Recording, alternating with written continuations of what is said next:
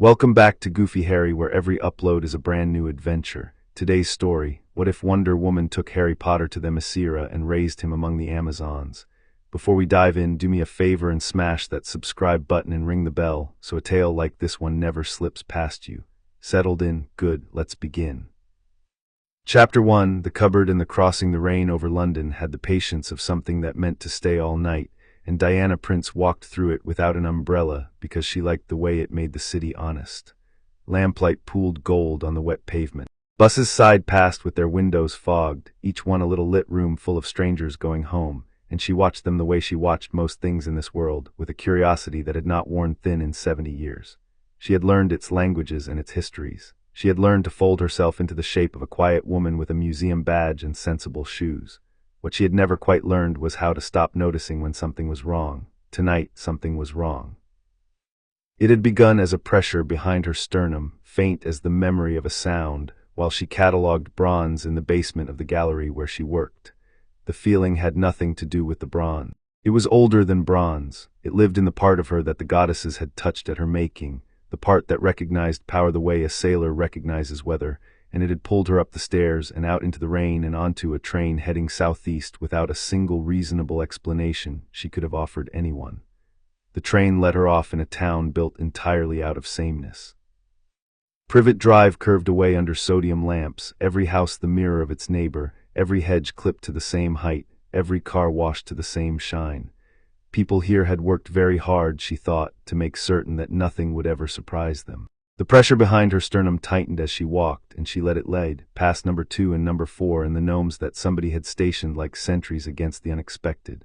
She stopped at number 4. The house was dark, but for a blue television flicker in the front room, nothing about it announced itself, and yet the power she had followed all the way from the city center gathered here, thick and wild and frightened, the way a current gathers where a river narrows. It was coming from the small window set low beside the front step, the kind of window that belonged to a cupboard. Diana crouched in the wet grass and looked through it. There was a child inside. He was perhaps 6 years old, thin in a way that had nothing to do with growing, wearing a shirt that would have fit a boy twice his size, and he was crying without making any sound at all, which was a skill no 6-year-old should ever have had occasion to learn. He had wrapped both arms around his knees. A spider crawled the wall above his head, and he watched it the way you watch the only company you have. And around him, invisible to ordinary eyes but blazing to hers, the air moved. It bent. Small objects on the cramped shelf trembled and lifted a finger's width and settled again, lifted and settled in time with the child's breathing, as though the room itself were trying to comfort him and did not know how. Magic, not the wonder-working of the gods she had grown up among, not the blessing in her own blood, something else. Something raw and human and entirely his own, leaking out of him because no one had ever shown him where to put it. A door slammed somewhere above. Heavy steps crossed the ceiling of the cupboard, and the child went very still, and the floating objects dropped at once. "Boy," the voice was enormous and aggrieved. "Are you making that racket?" "I'll give you racket." "No, Uncle Vernon," the child said. His voice was careful. He had practiced being small. "I'm not doing anything. I'm sorry." Diana rose out of the grass. She had spent the better part of a century deciding over and over where the line was.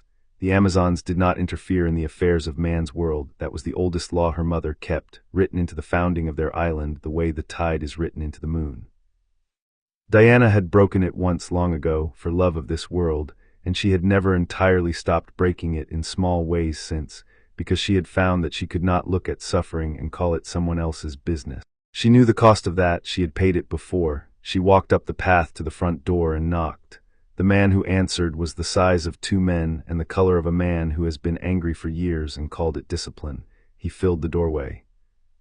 Behind him, a thin woman with a long neck appeared, and behind her a large pale boy with his fist already in a bag of crisps, and the 3 of them looked at Diana on the step in the rain with the particular hostility that ordinary people reserve for anything that interrupts their evening. "We don't want any," Vernon Dursley said, and began to close the door. Diana put her hand flat against it. The door stopped as though it had met a wall, and his small eyes went from the door to her hand to her face, and something in him began dimly to understand that the evening had stopped being ordinary. "My name is Diana," she said. "I have come for the child you keep in the cupboard." The color left him, then came back darker. "I don't know what there's no child in any cupboard." "Petunia, call the Petunia," Diana said, and turned to the thin woman because she had heard the name and because the woman's face had done something the man's had not. It had flinched. "You knew his mother." The silence that followed told her everything. Petunia Dursley's hand crept up to her own throat. Who are you? Are you one of them, her kind? I am not anyone's kind that you have met, Diana said gently. But I think you know what your nephew is. I think you have known since the day he came to you, and I think it has frightened you every day since, and I think you have made him pay for your fear. She did not raise her voice. She had learned long ago that the truth does not need volume. That ends tonight. Now see here. Vernon had found his outrage again, and with it the courage of a man who believes a woman can be shouted down. He stepped onto the threshold, jabbing a thick finger at the air near her face.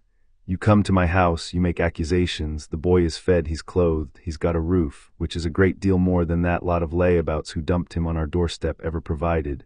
A sound came from the cupboard, a small scrape of the latch. The child had heard his name, or near enough to it, and against every instinct that years had drilled into him, he had come to the cupboard door and put his eye to the gap, because some part of him had heard the word for that he was, and could not help it. Vernon turned, saw the gap, and his hand drew back. He never finished the motion.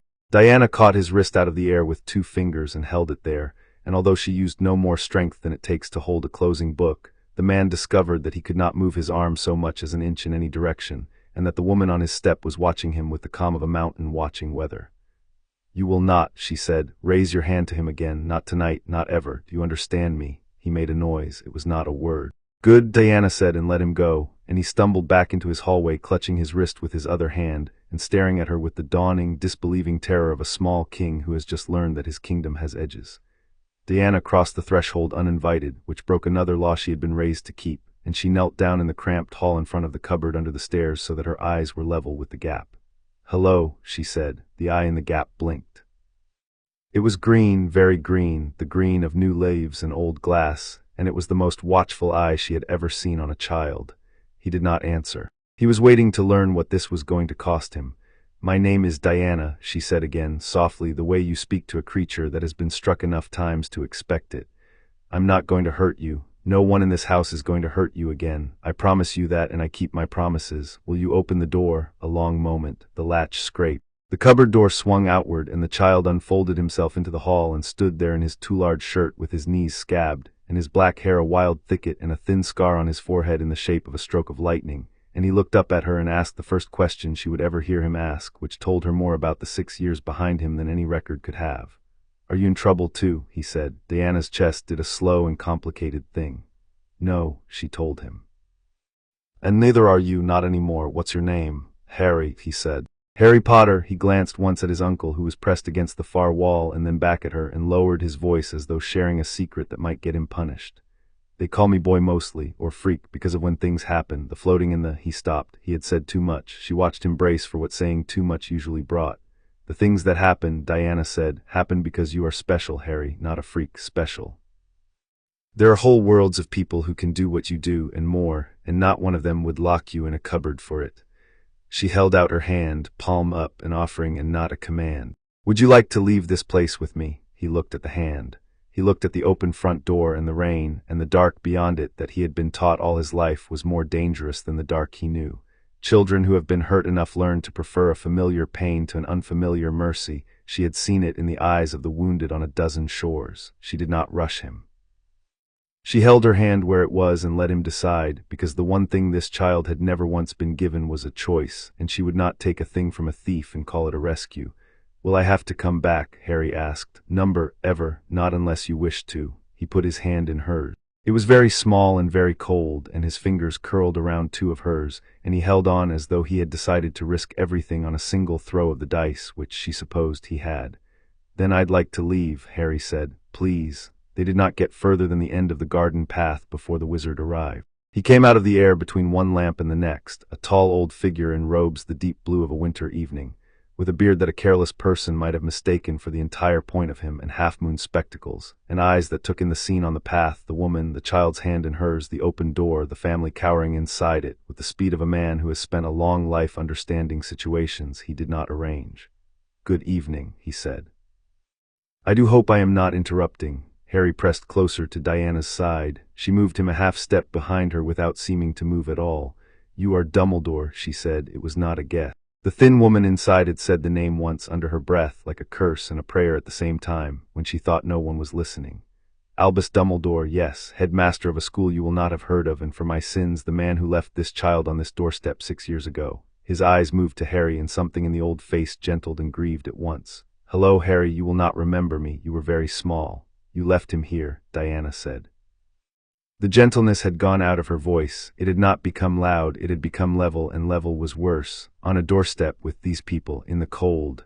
With protection, Dumbledore said. I will not insult you by pretending it was kindness, madam, for I see that you would know the difference. It was strategy. Harry's mother died to save him, and in dying she wrought an old magic of the blood, a sacrifice that lives on in her sister's house and in her sister's veins. While Harry can call this place home, no enemy of his can touch him here. There are those who would kill him if they could reach him. They cannot reach him here. That is the whole and only reason he has stood in that cupboard, and not in a grave. Diana was quiet for a moment. She could feel Harry's hand in hers, and she could feel the truth in the old man's words, the kind of truth that is not a lie and is still a crime. You weighed his life against his childhood, she said, and you decided his life was the only thing worth keeping. You are not wrong that he is alive. Look at him, Dumbledore, and tell me what else of him you kept. The old man looked. Whatever he saw, it cost him something. She gave him that much. He did not flinch from it. You believe you can offer him better, he said. I know that I can. You are not human. Number. And the place you would take him. His eyes had sharpened behind the spectacles, and she understood that this was a man who had spent a lifetime locating the hidden things of the world. You carry the old strength in you, the kind the Greeks wrote down before they forgot it was real. There is only one nation that strength comes from, and it has been hidden from man for 3,000 years, and not all the seekers of all the centuries have found its shore. He inhaled slowly. Themyscira. You mean to take Harry Potter to the island of the Amazons. I mean to take him somewhere no one will ever hurt him for what he is, Diana said. Where no enemy of his can come, because no man can come at all. You speak of blood protection. I offer him the protection of a hidden sea and 1,000 sisters who have never lost a war. You wanted him to live. He will live. He will also be loved, which is a thing your strategy did not find room for. Dumbledore was silent a long time. Rain ticked on the leaves of the hedges. Inside the house, a clock chimed and went unanswered. There is a prophecy, he said at last, quietly, as if laying down the last and heaviest of his stones. I will not recite it to a child in the rain. But it binds Harry to a war that is not finished, to an enemy who is not truly dead, and a day will come when that enemy returns, and the world will need Harry to face him. If you take the boy beyond the reach of that world, you may also take him beyond the reach of the only future in which it survives. Harry, who had been listening to all of this with the grave attention of a child who has learned that adults decide things over his head, and the safest thing is to know what they are deciding, tugged once on Diana's hand. Is he saying, Harry said slowly, that I have to stay so that I can fight someone, when I'm bigger? Diana crouched down to him again. He is saying that there is a hard thing in your future, and that he is afraid no one else can carry it. He may even be right. She brushed a strand of wet hair from his scarred forehead with one finger. But a sword that is forged in a cupboard breaks, Harry. If a day ever comes when this world needs you, I would rather it find a man who was raised to be strong and kind and unafraid than a frightened child who was kept like a weapon in a drawer until he was needed. If you must one day fight, then you will be ready. I will see to it myself. But you will fight because you choose to, knowing what you fight for, not because you were never allowed to be anything else. She straightened and faced the old man. You may tell your world that the Potter boy is safe, she said. You may tell them he is beyond their enemies and beyond their help alike, and that when the hard day comes, if it comes, he will not arrive unarmed. But you will not take him back to that cupboard, Dumbledore, not while I draw breath, and I have drawn a great many. For a moment something hung in the balance, and Diana measured the old wizard and let him measure her, 2 powers in the rain over a sleeping street, with a child's life as the only currency either of them cared to spend. Then Dumbledore did a thing she had not expected, and her opinion of him moved, slightly and forever, toward the light. He bowed. I have spent 6 years, he said, telling myself that the cupboard was the price of the boy's survival, and that the survival was worth the price. You have made me hear how that sound said aloud. He looked at Harry one last time, and his old eyes were wet, though perhaps that was only the rain. Be well, Harry Potter, grow tall. The world is not done with you, but I find tonight that I am glad it will have to wait, and that it will get back a man and not a wound. To Diana he said, guard him as you say you will, daughter of the Hidden Isle. And should the world's hard day come and find me still living, I will know where to send word, though I will never know the road.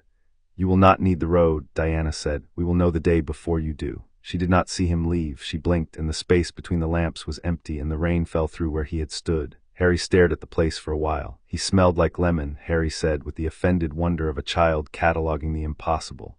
Wizards smell like lemon.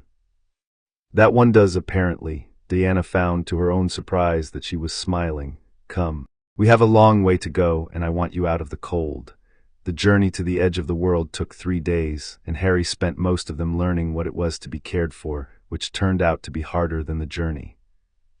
He did not know how to be asked what he wanted to eat, so the first time Diana asked, he said he wasn't hungry, because that was the answer that had always been safest. And then he had watched her order food anyway and set it in front of him, and not take it away when he reached for it, and something in his face had broken open in a way that had nothing to do with food. He did not know how to sleep in a bed, and the first night on the boat, she found him curled on the floor of the cabin in the small space beneath the bunk, because the small space was the kind of place he understood. She did not make him come out. She brought a blanket and a pillow down to the floor and sat with her back against the bunk and told him stories until he slept, and in the morning he was in the bed, and neither of them said anything about it, and the second night he climbed into the bunk on his own and looked at her to see if it was allowed. It's allowed, she said. The magic came back that same night while he slept. Diana woke to a light that should not have been in the cabin. She sat up on the bunk where she had moved after he drifted off, and saw Harry tangled in the blankets with his face screwed tight against some dream the cupboard had sent after him across the water, and all around him the cabin had come alive. The tin cup floated above the little table, turning. His shoes hung in the air by the door. The lantern, unlit, had begun to glow from within, a small cold blue, and the loose pages of the chart on the desk lifted one by one and hung suspended like leaves caught in a current that had forgotten to flow. The whole room held its breath around the dreaming child, and the air had the faint scorched flower smell that she would come to know as the smell of his power when it spilled. She did not wake him roughly. She had seen soldiers wake roughly from the wrong dream and what their hands did before their minds caught up. She sat on the edge of the bunk and put her warm hand flat on his thin chest over the racing of his heart and said his name low, the way you call someone back from a long way off. Harry. Harry, it's Diana. You're on the boat. You're safe. Come back now. He woke with a small cry, and every floating thing in the cabin dropped at once, the cup ringing on the table, the shoes thudding, the pages settling, the lantern going dark, and he scrambled upright with his back against the hull and his arms up over his face, the old guard, the cupboard guard, waiting for the punishment that always came when things floated. I didn't mean it, he said fast, the words running together. I didn't. I was asleep. I can't help it when I'm asleep. I'm sorry, please, Harry. She did not reach for him. She let him see her hands, open and still in her lap. Look at the cabin. Is anything broken? He looked over the edge of his arm. The cup had not even cracked. The chart lay on the desk where it had been. Nothing was broken. No one was shouting. The woman in front of him had her hands in her lap and her face was not angry. It was something he had no practice reading because it was simply waiting to see if he was all right. You're not cross, he said. It was not quite a question. No, Diana said. Why would I be cross? You did a beautiful thing in your sleep. You made a room full of stars because you were frightened, and the room tried to hold you up. That is not a thing to be sorry for. That is a thing I have been waiting all my life to teach someone. She picked the tin cup up off the table and turned it so the dent caught the moonlight. Listen to me because this is important, and I want it to be one of the first things you truly know. The power in you is not the monster the cupboard told you it was. It is a part of you like your strong legs or your sharp eyes. It frightens you now because no one ever showed you the reins, and a horse with no reins will throw a child every time. So we will find the reins, not tonight. Tonight you only have to learn the first lesson, which is the easiest one and the hardest one, and it is this. She leaned close, and her voice went very quiet and very certain. It is yours. It has always been yours. No one in the cupboard ever owned it, and no one ever will. The next time it wakes you, you are not going to say sorry. You are going to say, that's mine. Can you say it now? Harry lowered his arms. He looked at the cup and at the dark lantern that had glowed and at the woman who was not cross. That's mine, he said. It came out as barely more than a breath. Again, as if you mean it. That's mine, steadier. There. Diana set the cup down. On the island there are women who have spent 3,000 years learning to make their strength obey them, so that it serves what they love instead of running wild and breaking the things they care about. You and I are going to do the same with yours. It will take years, and you will be impatient, and one day you will be able to light that lantern on purpose, and you will think back to tonight and laugh at how it frightened you. She drew the blanket back up over him. But that is for later. Right now it is the middle of the night, and we have a long way to sail, and you are going to lie down, and if the bad dream comes back, you are going to remember that the room loves you, and so do I, and you are going to sleep through it. Yes, he lay down. She stayed where she was, on the edge of the bunk, her hand resting on the blanket over his shoulder. After a while in the dark, a very small voice said, "Diana, can you do it, make things float, not the way you do? My gifts came from the gods, and yours came from somewhere older than even they will admit to. But I can do other things, and someday I will show you all of them, and you will be unbearable about it for at least a week." She felt him almost smile against the pillow, the muscles of it under her hand. "Sleep, little one. Tomorrow I'll teach you about courage, and the next day about your power, and the day after that we'll be home." He slept. The lantern did not light again that night, but twice near dawn. The blanket lifted very gently around him as he breathed, rose and fell, and Diana watched it and did not still it, because the room was only doing what she was doing, which was holding the child up while he rested, and she would not have taken that from either of them. He learned that she did not lie to him. He tested it, because children who have been lied to test everything. He asked her difficult questions to watch her squirm, and she did not squirm. She simply told him the truth, even when the truth was "I don't know," or "That is a question for when you are older," or "Yes, I have killed in wars, and I think about each of them." He learned that her strength was not the kind that was ever turned against him. This happened in a small Portuguese harbor on the second day, where they had stopped for water and bread. A fishing boat was coming in badly, listing, men shouting, and as it bumped the quay, its mast came down in a crack of splitting wood and pinned a young fisherman against the gunwale by the leg. The men around him heaved at the fallen spar and could not shift it. One of them was crying. Diana set down the loaf she had just bought, said, "Harry, stay here, count the gulls for me," and walked across the quay. Harry did not count the gulls.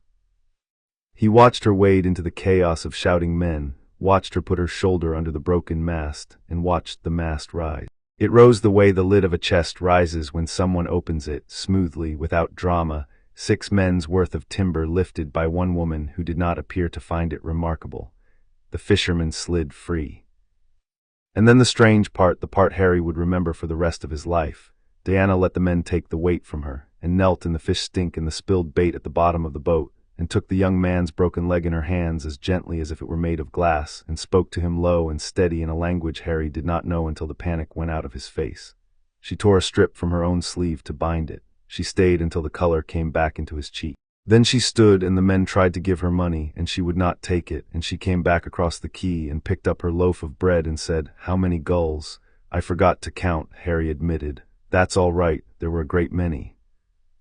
She tucked the bread under her arm and offered him her other hand, and they walked back toward the boat, and Harry held on and thought about the mast and the broken leg and the torn sleeve, and understood, with the slow certainty of a child rearranging the furniture of the world, that he had been wrong his whole life about what strong people did with weak ones. The Dursleys had been the strongest people he knew, and they had used it all on him. He had thought that was simply what strength was for. He saw now that it wasn't, and the seeing of it was such a relief that his eyes stung, and he blamed the salt wind, and Diana, who knew exactly what it was, let him blame the wind. That second night, with the harbor lights behind them and the open water ahead, Harry asked her the question he had been carrying since the cupboard. They were on the deck. Diana had wrapped him in a wool blanket against the chill, and they were watching the stars come out over a sea so still it held them twice. "The wizard said my mum died to save me," Harry said. "Uncle Vernon always told me they died in a car crash, that they were drunk." He kept his eyes on the water. He had learned to deliver the most painful things flatly so that they could not be taken away and used. "Which one is true?" "The wizard's," Diana said. "Your mother and father were killed by a very wicked man, and your mother could have stepped aside and lived, and she chose to stand in front of you instead. That is why you are alive." "That is the truth, Harry, and I will never give you a kinder lie in its place, because you are owed the truth more than you are owed comfort, and because the truth here is also the better thing." Harry thought about this for a while. A star fell low over the horizon and burned out before it reached the sea. "I don't remember them," he said. "I tried. I can't even make up a face. You were a baby. There is no shame in not remembering. The remembering can be done for you until you are old enough to do without it." Diana drew him a little closer under her arm. "I did not know them, but I know one thing about your mother that no story can take from you, and I will tell it to you now, and you may keep it. A person who throws herself in front of death for a child she will not live to see grow up is a person who loved with her whole strength. That love did not die with her. Love like that goes into the one it saved and stays there. It is in you, Harry. It has been in you the whole time, in the cupboard and on the doorstep and here on this boat, whether you could feel it or not. You were never as alone as they let you believe." Harry did not say anything. He turned his face into the blanket so that she would not see it do what it was doing, and Diana put her hand on the back of his wild hair and held it there and looked at the doubled stars and let him be unseen for as long as he needed, and the boat carried them both on toward the edge of the map. In the morning he climbed up onto the deck before her and was waiting at the rail when she came up, and he said, "Tell me another thing about being brave," as though they had been in the middle of a long conversation, which she supposed they were. So she told him about courage while the sun came up, and that became the first of their rituals, the morning question, the thing he would ask her every dawn for years to come, and neither of them yet knew that, and both of them in different ways hoped. On the third day the boat left the shipping lanes and went where the charts had nothing to say, and the sea changed. It became older. That was the only word Harry had for it. The water turned to blue with no bottom to it, and the light came down through clouds the color of pearl, and there were no other ships, had been no other ships for hours, and the air tasted of salt and of something green and growing that had no business being so far from land. Diana stood at the prow with the wind in her dark hair, and she had stopped being a quiet woman with a museum badge somewhere in the last 100 miles. She stood like the figurehead of a ship that had sailed out of an older story, and Harry, watching her from the cabin door, felt the smallness of himself and was, for once, not afraid of it. "Are we nearly there?" he asked. Nearly. She held out her hand and he came and stood beside her at the rail, and she put her arm around his thin shoulders and he let her, which was a thing he could not have done 3 days before. "Harry, I need to tell you about the place we are going before you see it, because seeing it without knowing will frighten you, and I never want this island to be a thing that frightens you." "All right, it is called Themyscira. It is an island that the gods hid from the world long ago, behind a wall of cloud and a turning of the sea, so that it can never be found by anyone who does not already know the way. The people who live there are women, only women. They are called the Amazons, and they are warriors, every one, and they are the oldest sisterhood in the world." She paused. "There has never been a man on the island, Harry, not in 3,000 years. It is forbidden." He went still under her arm. "But you are a child and a boy, and you have done nothing wrong, and you must hear me say that part clearly before I tell you the rest. There is nothing wrong with what you are. But the island has a law older than my own mother, and my mother is the queen, and when we land there will be those who look at you and see only the law and not the child. They will be afraid. Fear makes people unkind. You know that better than anyone alive." Her arm tightened the smallest amount. "I am going to stand between you and all of it. I want you to know that before we land. Whatever is said when we come ashore, however it goes, I have already chosen you. There is no version of this where I leave you behind. Do you believe me?" Harry looked up at her. The wind had pinked his cheeks and tangled his hair, and the green eyes that had learned so early to weigh every adult for danger weighed her now, one last time, and found what they had been finding for 3 days, which was a thing he had stopped expecting the world to contain. "I believe you," he said. And then, because he was 6 and because the largeness of it all had to go somewhere, "Will the warriors teach me to be strong like you?" Diana laughed, and the sound of it surprised them both, bright over the old water. "If I have anything to say about it," she said, "yes, yes, they will. Though I warn you, my Aunt Antiope is a harder teacher than I am, and she will make you carry a shield until your arms shake, and you will hate her, and then one morning you will wake up and find you would die for her, and that is how you will know she has taught you something. That sounds bad. It is the best thing in the world, you will see." She lifted her chin toward the horizon. "Look, there. Do you see it?" He looked. Ahead of them the sea and the sky had stopped being two things. They had run together into a single rolling wall of cloud, gray and gold and pearl, taller than any cliff, stretching away to the north and south past where the eye could follow, and the boat was sailing straight into it as though the captain of the world had simply drawn a curtain across the edge of the map and dared anyone to part it. Lightning moved inside the cloud, slow and silent. The water at its foot churned white. Every instinct a sailor ever had would have turned a ship hard about and run for open water. Diana sailed into it. "Don't be afraid," she said. "The wall knows me. It will know you because you are with me. Hold on to the rail and keep your eyes open, because what is on the other side is the most beautiful thing you will ever see, and I do not want you to miss the first of it." The cloud closed over them. For a moment there was nothing, gray nothing, wet and cold and roaring, the deck slick under Harry's feet and Diana's hand a warm certainty on his shoulder, and the whole world reduced to the rail he gripped and the woman beside him. The lightning lit the fog from within once, twice. The roaring rose. And then, with the suddenness of waking from a dream into a brighter room, the boat slipped out the far side of the wall, and the cloud peeled back, and Harry Potter saw Themyscira. The sea on this side was the turquoise of a jewel held up to a lamp. It curved into a wide bay, and around the bay rose an island green as the first morning of the world, terraced with olive groves and cypress and falls of white flowers. and crowning it all, climbing the headland in tiers of pale gold stone, stood a city out of a story no one had been allowed to remember, colonnades and domes and high bright towers, marble warmed to honey by a sun that seemed to shine only here. With the light catching on 1,000 distant surfaces so that the whole city glittered like something just lifted from the sea. Birds wheeled white over the harbor. Somewhere a horn sounded, long and clear, and answered by another, higher up. And down at the water's edge, where a marble quay ran out into the bright bay, figures had begun to gather, bronze-armored, spear-bright, watching the boat come in. Harry forgot to breathe, and then remembered, and the breath he took was the first he had ever taken without bracing for what came after it. Oh, he said, it was all he had. Yes, Diana said softly. She was watching his face and not the city, and whatever she saw there settled something in her that had been unsettled since a cupboard in Surrey. That is exactly the right thing to say. Come, Harry, stand up tall beside me. We are home, and I want them to see you the way I do. He stood up tall. He was 6 years old, and he weighed almost nothing, and he had been called Freak more times than his own name. And he stood at the prow of a boat sailing into the harbor of the Amazons with his hand in the hand of Wonder Woman. And on the quay ahead a queen was already coming down the marble steps with her crown bright in the impossible sun, and her face not yet decided, and the whole of the rest of his life was waiting for him to come ashore and begin it. Chapter 1 and Chapter 2. The hidden shore. The boat touched the marble quay of Themyscira just as the horn sounded for the third time, and by then the whole shore had filled with Amazon. They came down from the city in their bronze and their leather, in cloaks the color of wine and olive and the deep red of poppies, and they ranged themselves along the white stone with the unhurried certainty of people who have never in 3,000 years needed to rush toward a threat because no threat had ever survived reaching them. Spears stood up in a bright forest, shields hung easy on arms. And though not one of them lifted a weapon, Harry, standing at the prow with his hand crushed around two of Diana's fingers, understood that he was looking at an army, and that the army was looking back at him, and that what it saw it did not yet have a name for. He had never seen so many people who were not afraid. That was the thing his mind kept returning to, in the way a tongue returns to a missing tooth. Every adult he had ever known had been afraid of something, of Bill's, of the neighbors, of him, and had made themselves large to hide it. These women hid nothing.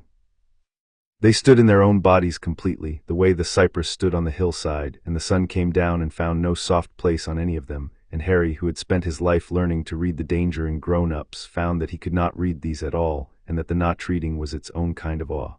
"Stand tall," Diana murmured. "Don't look at the spears. Look at the women holding them. They are not your enemies. Some of them only think they have to be." The crowd parted. She came through the gap they made for her, and Harry knew her at once before Diana said a word, because the whole shore turned toward her the way iron turns toward a lodestone. She was tall and golden and crowned, in armor that had been worked until it looked less like metal than like something grown, and she carried her years the way a mountain carries snow, as ornament rather than burden. Her eyes were Diana's eyes, the same dark and the same depth, and they went straight past the bronze and the boat in the bright bay and fixed on the child at the rail, and everything in her face that had been a queen's became, for an instant, a mother's and then a queen's again, and the second face was harder than the first. "Diana," said Hippolyta, queen of the Amazons, her voice carried without effort to every corner of the shore. "My daughter. You have been gone 4 days, and you return to us in a fisherman's boat with the sea law of 3,000 years standing beside you holding your hand." "Mother," Diana stepped down onto the quay, and she did not let go of Harry so that he came with her, his bare feet finding the warm marble. She bowed her head, the bow of a daughter and not a subject, and when she lifted it her own voice was just as clear and carried just as far. "I have brought home a child. You have brought home a boy." Someone in the ranks said it before the queen could, a tall warrior with a scar bisecting one eyebrow and her hair-shorn clothes, and the word boy went down the shore in a hiss of repetition, passed shield to shield. The warrior's hand had gone to her spear. "Diana, have you lost your reason out there in the grey world? There has not been a man on this island since the founding. It is forbidden by the law of Athena and the law of the queen and the law of our own blood. You know this better than any of us. You wrote half of it." "I know it, Ayla," Diana said, and she said the name without heat, which took the edge from the crowd more than anger would have. "I know every word of the law, and I have not forgotten one of them on the journey. I am not asking the island to forget them either. I am asking it to listen before it decides to who it is the law would turn away. The law does not care who," Ayla said. "That is the whole point of a law." "Then let the queen care who," Diana answered, "since that is the whole point of a queen." A sound moved through the ranks that was almost laughter and almost not, and Hippolyta lifted one hand and it stopped. She came forward to the edge of the key until she stood close, and she looked down at Harry, and Harry looked up at her, and he did the bravest thing he had done since the cupboard door swung open, which was that he did not hide behind Diana's leg, though every nerve in his small body told him to. He stood where he was in his too large shirt, with his scabbed knees and his wild hair and his lightning scar, and he looked the Queen of the Amazons in the eye because Diana had told him to stand tall, and he had decided that whatever Diana told him was worth doing. "What is your name, child?" Hippolyta asked. The voice she used for him was different from the voice she had used for the shore. It had set down some of its weight. "Harry, your majesty," he said. His voice came out smaller than he wanted, and he made the next part louder to make up for it. "Harry Potter, thank you for letting me see your island. It's the most beautiful thing I've ever seen, and I've been on a train and a boat and through a cloud." Something happened in the Queen's face that she did not permit to finish happening. She straightened. "He has manners," she said to Diana over his head in the way of adults, "which tells me someone in that gray world had the raising of him, and means he has a place there and people. You cannot simply take a child, Diana, however charming, however polite. He had no place there but a cupboard under a staircase," Diana said. The clearness of her voice did not change, but everyone on the shore heard the floor drop out from under it. "He had no people but an aunt and an uncle who fed him on contempt and kept him on the floor and struck him when his power frightened them, which it did, because no one ever taught him not to be frightened of himself. He is 7 years old this summer, and he flinched when I lifted my hand to brush the hair from his face, because in his whole life a raised hand has meant only one thing. That is the place I took him from. That is the people I took him from. Ask me again if I simply took a child, mother, and I will answer you the same way, and I will keep answering until this island hears me. Yes, I took him. I would take him again. I would take 1,000 more, and the sea law and the Queen's law and the law of my own blood may all stand in the doorway, and they will not move me, because there is an older law than any of those, and you taught it to me yourself when I was small enough to carry, and it is this: we do not leave the wounded where they fall." The shore had gone silent. Even the gulls seemed to have settled. Hippolyta looked at her daughter for a long moment, and then she looked again at Harry, and this time she let herself look at the things Diana had named, at the wrists too thin, at the shirt that belonged to a giant, at the way the child held himself even now, ready, watchful, a small soldier of his own survival. She had ruled the Amazons for longer than the gray world had kept any of its kingdoms. She had buried sisters and crowned daughters, and turned away 10,000 years of the world's wars at the wall of cloud. She knew the look of an old wound on a young face because she had seen it on the faces of every woman who had ever washed up on her shore in the founding days, fleeing the world of men. She had taken those women in. The island had been built out of taking them in. "Bring him up to the city," she said at last. Her voice had not softened, but it had decided. "He will be fed and bathed, and the healers will see to him, because I will not have it said that the Amazons left a wounded child standing on a quay while they argued the law over his head. That is not a welcome.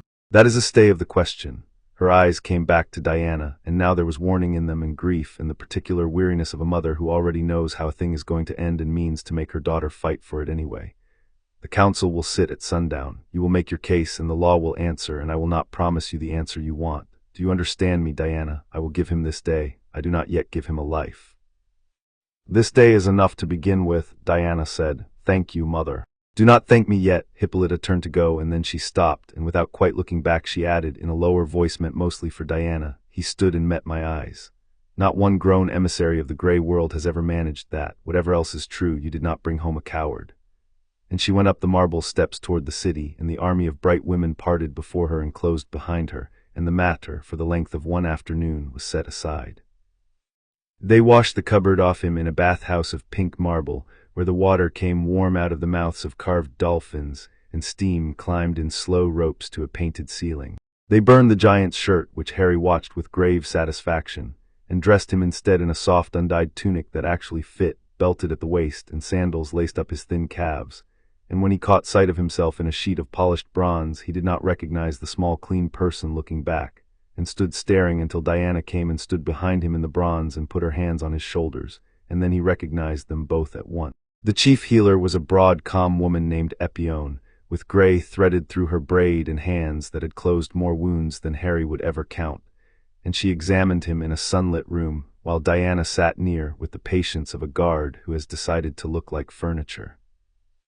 Epione did not exclaim over what she found, which Harry was grateful for because the things she found embarrassed him, the old breaks in 2 fingers that had set crooked, the way he winced when she pressed certain places, the simple smallness of him, the body of a 5-year-old worn by a boy of nearly 7. She only hummed and noted and was gentle, and at the end she took his face in both her warm hands and turned it to the light and looked for a long time at the scar on his forehead. "This is no ordinary mark," Epione said. "A wicked man gave it to him," Diana said, "the night his mother died." Epione's thumb moved very lightly over the lightning shape, not quite touching it, and her calm acquired an edge of attention it had not had for the broken fingers or the bruises. "A wicked man may have struck the blow, but what lives under this mark did not come from any blow. There is she paused, choosing. Healers on the Themyscira learned early not to frighten the hurt with the names of their hurts. There is a guest here, small, sleeping, old and unfriendly. I have felt nothing like it, and I do not like that I cannot name it. Diana, the priestesses should see this before the council sits, Menelip most of all." Harry, who had been holding very still under the warm hands, said in a small, flat voice, "Is it bad, the guest?" He had spent his life waiting to be told what was wrong with him. He preferred to hear it straight, so that he could begin carrying it. Epione looked at him, and whatever a lesser healer might have done, she did the better thing, which was to tell a frightened child a true thing he could hold. "I do not know yet what it is," she said, "but I will tell you what I know about guests, Harry, in all my years of this work. A house is not its guest. However dark a thing has come to sleep under your roof, it is not the roof, and it is not the family at the hearth, and it does not get to decide what the house is for. Do you understand me?" "The house decides what it's for," Harry repeated slowly. "The house decides," Epione agreed, "and you, child, are the house." She let him go and stood, and to Diana she said more quietly, "But the house has a thief in the cellar, and someone wiser than I am must go down with a lamp and see its face. Tonight after the council, not before. Let him have 1 day without it." He had 1 day without it, and the day was made of wonders.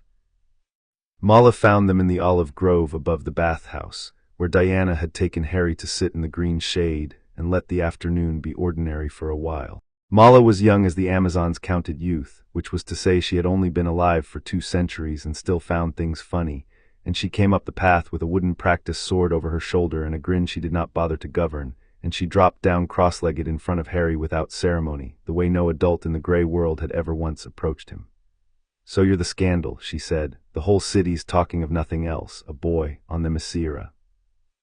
Half the barracks thinks the sky will fall, and the other half is just glad something finally happened."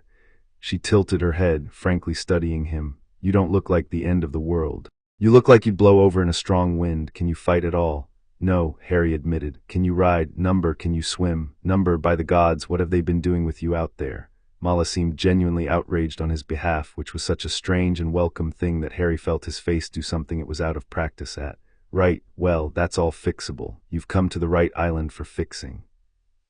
I learned to ride before I could walk, and I'll have you up on a pony inside a week, whatever the council says, and if the council says no, I'll do it anyway and tell them I forgot." She held out the practice sword, hilt first. "Here, hold this. Just to know what it weighs. Everyone should know what a sword weighs, even the ones who hope they'll never use it, especially them, my mother used to say." Harry took the wooden sword in both hands. It was heavier than it looked and lighter than he feared, and the worn grip fit itself to his small palms, and a thing turned over in his chest that he had no word for, that was part fear and part something with its face toward the sun.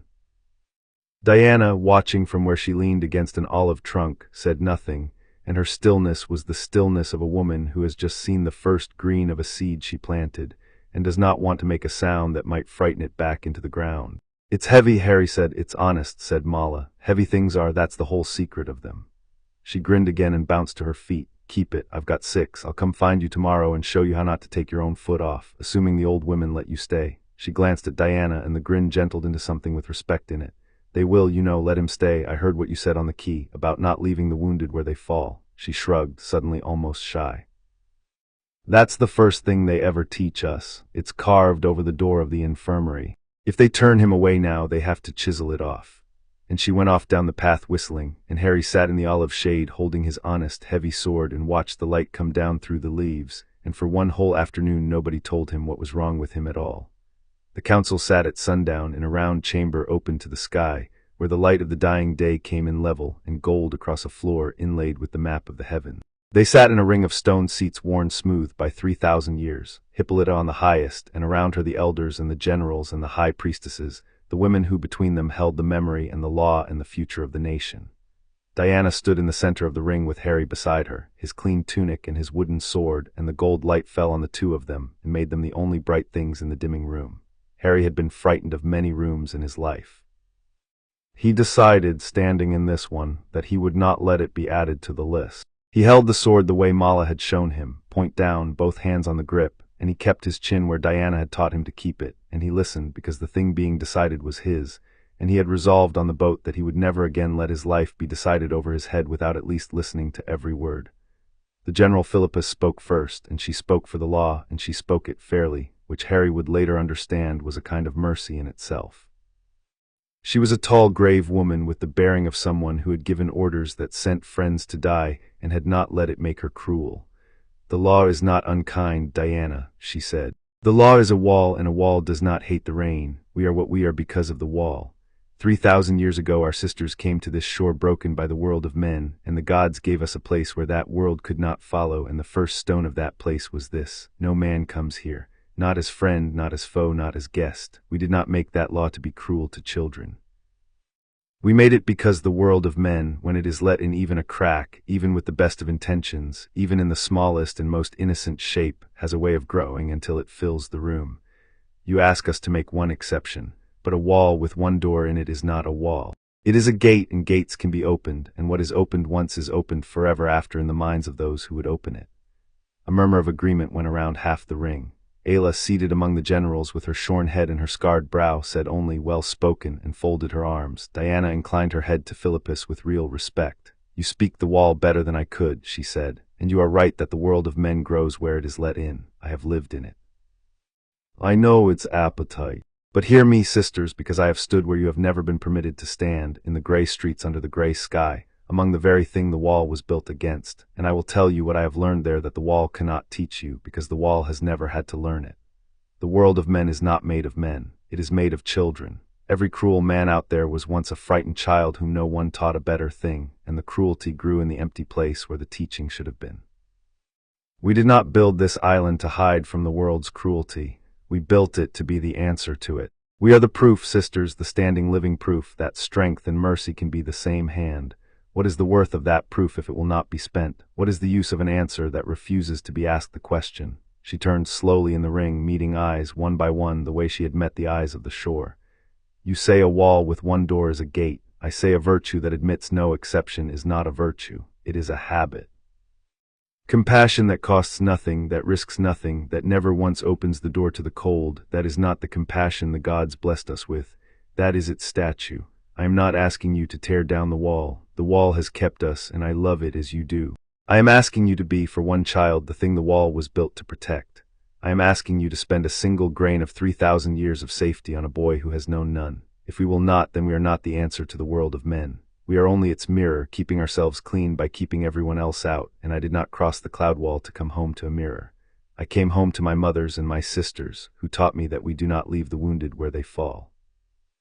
The gold light had gone to amber. No one spoke. And into the silence, before Hippolyta could lift her hand, a new voice came, thin and far-sounding, as though it traveled a longer road than the width of the room. "There is a matter," said Menelip, "that the council must weigh before it weighs the law." The high priestess had not risen from her seat. She sat very still with her eyes half closed, and the last light made hollows of her face, and the whole ring turned toward her with the particular attention the Amazons gave their oracle, because Menelip did not waste words, and when she spoke at a council, it was rarely about the thing the council thought it was deciding. "The boy carries a shadow," Menelip said. "I have felt it since the boat passed the wall. It sleeps in the mark on his brow, and it is not his, and it is not new, and it is not small in what it could become, though it is small now. It is a splinter of an old and hungry thing, a thing of the gray world, a thing of murder and of the will to murder that fastened itself to this child on the night it tried to kill him and failed. It has been growing very slowly in the dark, the way a thorn grows in a wound that was never cleaned." She opened her eyes, and they found Harry across the dim ring, and Harry, to his own surprise, did not look away. "And there is more, and this is why the council must weigh it. The shadow has a kinsman. The thing it is a splinter of still lives, out there, beyond the wall, broken and patient, and not yet dead. And there is one more thing that wears that face, the old god of war himself, Ares, whom we believed bound and diminished by Diana's hand in the years of the great wound. He is not gone. He is thin as smoke and bound as we left him, but he is awake and he is hungry, and a god of war can smell a splinter of murder across any sea. He has smelled this one. He will reach for this child, sisters, whether the child is on this island or off it, because a soul shaped for war and not yet decided which war to fight is the rarest and sweetest thing a war god ever finds. She let her eyes close again. That is what I have to lay before the law. Now the law may answer. The chamber had gone cold with more than the failing of the light. Harry felt the eyes of the council settle on him with a new weight, and he understood, in the way children always understand the worst thing in a room even when the words go over their heads, that the priestess had said he had a monster sleeping in his head, and that a god wanted to wake it up. He looked at the floor, at the inlaid stars under his sandals, and he felt the old cupboard certainty rise up in him, the certainty that had always been right before, that the wrong thing was inside him, that it would frighten everyone, that they would put him away because of it. He waited for the room to turn from him. He had stood in the gold light and let himself hope, and the hope had a thief in the cellar after all, just like the healer said, and now everyone knew, and now a hand closed around his. Diana had crouched down beside him in the center of the ring, in front of the whole council, queen and generals and priestesses and all, and she was not looking at any of them. She was looking at him. She turned him gently by the shoulder so that his back was to the staring ring and his face was to hers, and she spoke to him alone, low and certain, the way she had spoken in the dark cabin to a room full of floating stars. "Harry, look at me. Don't look at them. Look at me." He looked. "You heard what she said. There is something dark sleeping in that scar and someone wicked who wants to use it. That is all true. I am not going to lie to you about it. Not now, not ever. But you are going to hear the other half of it from me right now in front of everyone so that you never have to wonder. Are you listening?" "Yes," Harry whispered. "A splinter is not a soul. A guest is not the house. There is a sliver of someone else's murder caught in you, and it got there because your mother died fighting it off you, which means even the dark thing in your head is a wound that love gave you trying to save your life. It does not get to be the most important thing about you. Do you know what the most important thing about you is?" She did not wait for him to fail to answer. "It is that a 7-year-old who had every reason in the world to learn cruelty stood on a quay this morning and thanked a queen for letting him see her island. That is what you are. The rest is a thorn, and thorns can be drawn, and there is no island in any sea better at drawing thorns than this one. Whatever lives in that scar, it picked the wrong house, Harry, because the house is not alone anymore. Do you hear me? You are not going to face the thing in your head, or the god who wants it, or any of it by yourself. Not ever. I will be on one side of you, and 1,000 sisters will be on the other, and the dark can come, and it will find a child it cannot have, surrounded by women it cannot beat. Now stand up tall. You did nothing wrong by being hurt. Stand up and let them see you." And Harry, in front of the council of the Amazons, with a god's name still hanging in the cold air and a monster asleep behind his eyes, wiped his face once with the back of his wrist and picked up his wooden sword and stood up tall. It was Hippolyta who broke the silence, and when she spoke, the law had moved.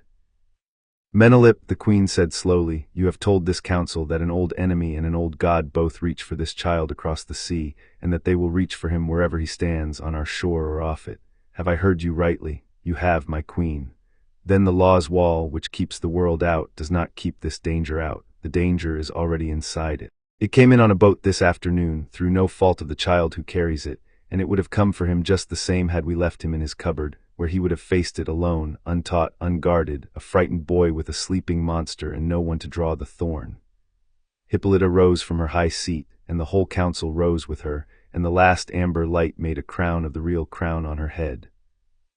"I have spent this whole day, Diana, looking for the path that keeps the law and turns this child away, because that is a queen's first duty, to keep the law.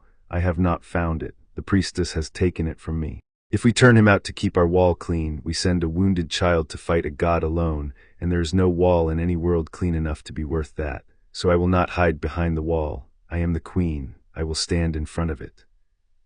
She came down the worn steps into the center of the ring, and she stopped in front of Harry, and the queen of the Amazons looked down at a 7-year-old boy holding a borrowed wooden sword, and she made the law bend in front of every keeper of the law by the only authority old enough to bend it, which was her own. "Harry Potter," Hippolyta said, "there has not been a man on this island in 3,000 years, and there is not one now because you are not a man. You are a child, and a child is not a law to be kept or broken. A child is a guest at the hearth, and we keep no hearth that turns a wounded guest into the cold. You came to this shore with nothing but a borrowed sword and good manners, and you stood and met my eyes twice, which grown kings have not done, and you have a god for an enemy through no choice of your own, and an island full of women who have never lost a war. I think those are better odds than you have ever been given. So here is the judgment of this council and this queen: you will stay. You will be fed and taught and guarded, and you will be held to the same hard standard we hold our own daughters to, which means we will be kind to you, and we will not be soft with you, and you will hate us for it some mornings, and you will thank us for it the rest of your life. You will be raised an Amazon in everything but the name, because the name is a sisterhood and you are a boy, but the rest of it, the honor and the courage and the truth and the strength turned only ever to mercy, the rest of it is yours to earn if you are willing to earn it. Are you willing? Harry looked up at the queen and at Diana beside her, and around the ring at the generals and the priestesses and the elders, at Philippus who had spoken for the wall and now stood with her hand over her heart, at the empty stone seat where Mala was not allowed to sit but had crept to the doorway to watch anyway, and he understood that he was being offered a thing he had given up believing existed, which was a place and people and a life with his name on it. "I'm willing, your majesty," he said. "I'll work very hard, I promise. And I keep my promises." He glanced up at Diana when he said it because it was her line and he had taken it for his own, and Diana's face when he said it was a thing he would keep for the rest of his years. "I know you do," said Hippolyta. "Diana keeps hers as well, and you have clearly been a poor influence on each other already." A sound went around the ring that was, this time, entirely laughter, the first laughter the cold chamber had held all evening, and it broke the last of the chill the priestess's words had left, and the gold was gone from the sky now, but the lamps had been lit, and the round room glowed warm. The queen put her hand for one moment on Harry's wild hair, the same place Diana always put hers, and Harry held very still under it the way you hold still for a thing you are afraid to want too much, and then she took her hand away and was a queen again. "The council is ended. Tomorrow the work begins. Tonight the child sleeps in my daughter's house under my daughter's roof, since my daughter has decided to be a mother and had best learn what it costs. Go, all of you. We have decided a large thing today, and large things should be slept on before they are spoken of further." It was very late when Diana came to the small room they had given him, in the high white house above the harbor, and found him still awake. He lay in a real bed under a window with no bars, and through the window came the sound of the sea and the smell of night flowers, and very faintly from somewhere down in the city, a woman singing in a language older than England, and Harry lay in the middle of all of it with his eyes open and his wooden sword on the floor within reach of his hand, because some habits do not unlearn in a single day. Diana sat down on the edge of the bed, and the moon came in through the unbarred window and laid itself across the blanket, and for a while neither of them said anything, and the not saying was comfortable, which it had not been on the first night of the boat, and both of them noticed that it had changed, and neither of them said so. "Diana," Harry said finally to the ceiling, "the thing in my head, the shadow. Yes, you said it picked the wrong house, because the house isn't alone anymore." He turned his head on the pillow to look at her in the moonlight. "Is that really true, or is it the kind of thing grown-ups say so you'll sleep?" It was, Diana would think later, the most important question he ever asked her, and he asked it at 7 years old, flat on his back in the dark, the way he asked all his most important questions, as though afraid that asking them sitting up might make them too heavy to lift. She had promised him on the boat that she would never give him a kind lie in place of a hard truth. She kept the promise now. "Both kinds of grown-up exist," she said. "The kind who tell you a soft thing to make you sleep, and the kind who tell you a true thing and stay until you do. I am trying very hard to be the second kind, and the way you will always know the difference is this: a soft lie ends when you fall asleep. A true thing is still true in the morning, and the morning after that, and every morning for the rest of your life, and you can test it as often as you like, and it will never once fail you. So here is the true thing, and you may test it every morning forever. You are not alone anymore. There is a monster asleep in that scar, and a god who wants it, and they are real, and they are coming, and they are going to lose. They are going to lose because you landed on the one shore in all the world where the wounded are not left to fall, and the small are not left to fight alone. Test it tomorrow. Ask Mala if she'll teach you to ride, and watch her say yes before you finish the question. Ask Epione if your fingers can be made to bend straight, and watch her get to work. Ask the queen herself, if you dare, whether she meant a word she said in that chamber, and watch what her face does. Every morning, Harry, for as long as you live, you may test whether you are alone, and every morning the answer will be the same, and that is how you will know it was never the soft kind of thing I said. It is the hard kind. The kind that stays." Harry was quiet a long time. Out in the dark the woman finished her song and began another. The sea kept its slow agreement with the shore. What's the morning question? Harry said, drowsy now, the day finally heavier than his watchfulness. For tomorrow. You said every dawn you'd tell me a thing, on the boat, about being brave. You remembered. Diana drew the blanket up over his thin shoulder in the white house on the safe island under the unbarred window. Tomorrow's is the best one, and I will save the whole of it for the morning, but I will give you the start of it now, to sleep on. Tomorrow I am going to tell you what home means, Harry, and the first thing about it is this. It is not the place you are safest. It is the place that, when something dark comes for you, does not ask whether keeping you is convenient. You are home. Go to sleep. The work begins when the sun does, and I have it on good authority that your first riding lesson has already been promised by a girl who forgets to ask permission. He slept. And Diana sat on the edge of the bed in the moonlight a while longer, watching the slow rise and fall of the blanket over the sleeping child, listening for the thing the priestess had named, the splinter, the sleeping shadow behind the lightning scar, and she could not feel it, not tonight, not under her own roof with the sea outside and the song in the city and her son finally, deeply asleep. But she knew it was there. She had made him a promise in front of the whole council, that the dark would find a child it could not have, and she meant to be worthy of it. She bent and kissed his forehead over the scar where the thief slept, and she did not flinch from it. And then she rose and went to keep the first of 10,000 nights watch over the strange small house she had decided, against 3,000 years of law, to call her own. Chapter 2 and Chapter 3. First lessons. By the time Harry was 9, the morning question had become the oldest law in his small world, older even than the island's, because the island's law was 3,000 years old and the morning question was his. It worked like this. Each dawn before the city woke, Diana would come to the flat roof of the white house where Harry slept best in the warm months, and she would find him already awake and waiting, sitting with his knees up and his chin on his arms watching the sun come up out of the sea, and she would sit beside him and he would ask a question, and she would answer it as truly and as fully as it deserved. The questions had grown up alongside him. On the boat it had been tell me a thing about being brave. Now it was things like, why do the gods let bad people win sometimes, and if Antiope can lift more than you can, are you not the strongest after all? And once, on a gray morning when the shadow behind his scar had given him a bad night, is it still my fault if the thing in my head makes me think a cruel thing, even if I don't do it? Diana answered all of them. She never once told him a question was too big or too small or not for children, and so Harry grew up under the rare and shaping conviction, which he would not understand was rare until he was much older, that the world could be asked and would answer. This particular morning he asked, "Why does Antiope hate me?" Diana laughed, which was not the answer he wanted. The sun was just clearing the water, laying a road of light across the bay toward them, and a fishing crew was already out, their voices coming small and clear over the calm. "Antiope does not hate you," she said. "Antiope is teaching you. With Antiope the two can be difficult to tell apart, I grant you. What did she do? She made me carry the shield up the cliff path, again, all the way to the watchtower and all the way back down. And when I dropped it the second time she made me start over from the bottom, and when I said it wasn't fair she said," Harry pitched his voice low and dry, in a fair imitation that he would have been wise not to let Antiope hear, "Fair is a word the weak use to ask the strong to stop. You are not weak, stop asking." And then she made me carry it up again. "And did you?" "Yes." "And the third time, did you drop it?" A pause. "Number." Diana turned to look at him, and the new sun caught the side of his face, the sharp, clever profile that was beginning to push up out of the round one, and she did not let him see how the sight of him moved her, because he was 9 and would have died of it. "Then she taught you that you can carry the shield to the watchtower without dropping it, which you did not believe yesterday and do believe today, and she taught it to you in one morning, and you will have it for the rest of your life. That is not hate, Harry. That is the most patience anyone has ever shown you, dressed up in the worst manners on the island, so that you will not notice it is patience and refuse it out of pride.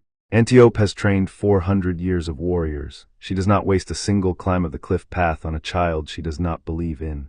The ones she has given up on, she is perfectly polite to. You should be very frightened the day Antiope becomes polite to you." Harry thought about this with the seriousness he brought to all of Diana's harder answers. Down on the bay, the fishing crew hauled a net silver with the catch, and one of them lifted a hand to the roof of the white house, to the daughter of the queen and the strange boy she was raising, and Diana lifted hers in return. "So when she's horrible to me," Harry said slowly, working it out, "that's how I know she thinks I can do it." "That is exactly how you know. That's a stupid way to run a school. It is the way the Amazons have run their school for 3,000 years, and it has never yet produced a coward or a bully, which is more than the gray world's gentler schools can say."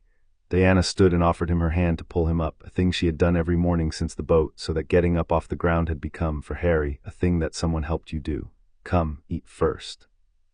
You cannot learn anything on an empty stomach, whatever Antiope tells you about hunger sharpening the mind. Antiope has never been hungry a day in 200 years, and I have told her so. The training ground of the Amazons was a great oval of raked sand below the city walls, ringed by columns and open to the sky, and it was the loudest place on the island and the most exact. 200 warriors might drill there at once, and there was never any confusion, never any wasted motion. The spear lines moved like one animal with 400 arms, and the sound of it was a kind of music, the clack of shafts and the hiss of sand and the low counting voices keeping time. Harry trained at the edge of it in a smaller square marked off with rope where the children trained, except that he was the only child, and so he trained mostly with Antiope, who had appointed herself his particular torment, and with Mala, who had appointed herself his particular friend, and the two appointments were frequently at war. Again, said Antiope, she was not tall, which surprised people because everything else about her was. She had Diana's coloring gone silver at the temples and a body like a coiled rope, and a face that had decided, sometime in the last century, that smiling was a resource to be spent only on the truly deserving. She stood now with her arms folded, watching Harry hold a shield in the guard position, and the shield was the smallest one they had, and it was still too big for him, and his arm had begun to shake. It's heavy, Harry said. It's honest, Antiope said, which was Mala's line, and Harry shot a look at Mala, who was sitting on the wall with a wineskin of water and the broad grin of someone enjoying a private joke at a friend's expense. Heavy things are honest. The shield does not care that you are tired. The spear that comes for your heart will not care either. The only thing in this whole world that cares whether your arm is tired, Harry Potter, is you, and you are exactly the person who must learn to stop listening to it. Again, hold the line, count to 50. If the shield drops before 50, we begin the cliff path, and this time I will come with you and tell you stories of all the warriors I have known who dropped their shields one time too many and are no longer with us. Harry held the line, his arms screamed. He got to 30 and the shield began to sink, and Antiope did not say a word. She simply uncrossed her arms, which meant the cliff path, and the threat of the cliff path did a thing that her shouting never had. It made Harry angry, and the anger went down his shaking arm like a current. And somewhere in the angry effort of not failing, he stopped thinking about his arm at all, and the shield came back up, and he counted, and the strange warm pressure that lived behind his sternum, the power. The thing the cupboard had called freak woke up and ran quietly down into his arm alongside the anger, and the shield steadied as though a second, invisible hand had cupped it from beneath. 48, Harry said through his teeth. 49, 50, he lowered the shield. His arm was trembling and his face was wet and he was grinning like an idiot, and Antiope was looking at him with her head tilted and her arms had not refolded. What did you just do? She said. It was not quite a question. Held it to 50, like you said. With your arm you held it to 30. I have watched 1,000 arms. Yours was finished at 30. Antiope walked a slow circle around him, studying, and Mala had stopped grinning and slid down off the wall to come closer, and there was a new kind of quiet in the children's square. You held the last 20 with something that was not your arm. I felt it. The air went tight here. She tapped her own chest over the sternum, the exact place where Harry's power lived. Diana told me you carry the Grey World sorcery. I confess I did not think much of it. I have seen the Grey World sorcerers. They wave sticks and mutter and make sparks, and they could not hold a shield to 10. She stopped her circle in front of him. But you did not wave a stick. You did not mutter. You were drowning and you reached for it without knowing you reached, and it came, and it held the shield. Do you understand what that is, child? No, Harry said honestly. Neither do I, said Antiope, and that is the most interesting thing that has happened to me in 40 years. For one moment, one single moment, the corners of her hard mouth moved, the resource spent at last, and Harry understood that he had just been smiled at by Antiope and had better not mention it to anyone. Then the mouth went flat again. Cliff path, once, not as punishment. As a reward, because you have earned the right to be tired in a new way, and because while you climb I am going to think about how to teach a thing I have never taught, and I think better when someone else is suffering. Go, take the shield. Mala, go with him, since you will follow him up there anyway, and pretend it was my idea. The thing they discovered over that summer and the next was that Harry's magic did not work the way the Grey World's magic worked, and it did not work the way the Amazon's God-given strength worked, but it would consent to be trained as though it were the second thing, and that no one in 3,000 years had ever thought to try. In the Grey World, Dumbledore's world, Harry would have been handed a wand at 11 and taught to point it and speak Latin at his troubles, and his power would have learned to live at the end of a stick, obedient and external and aim.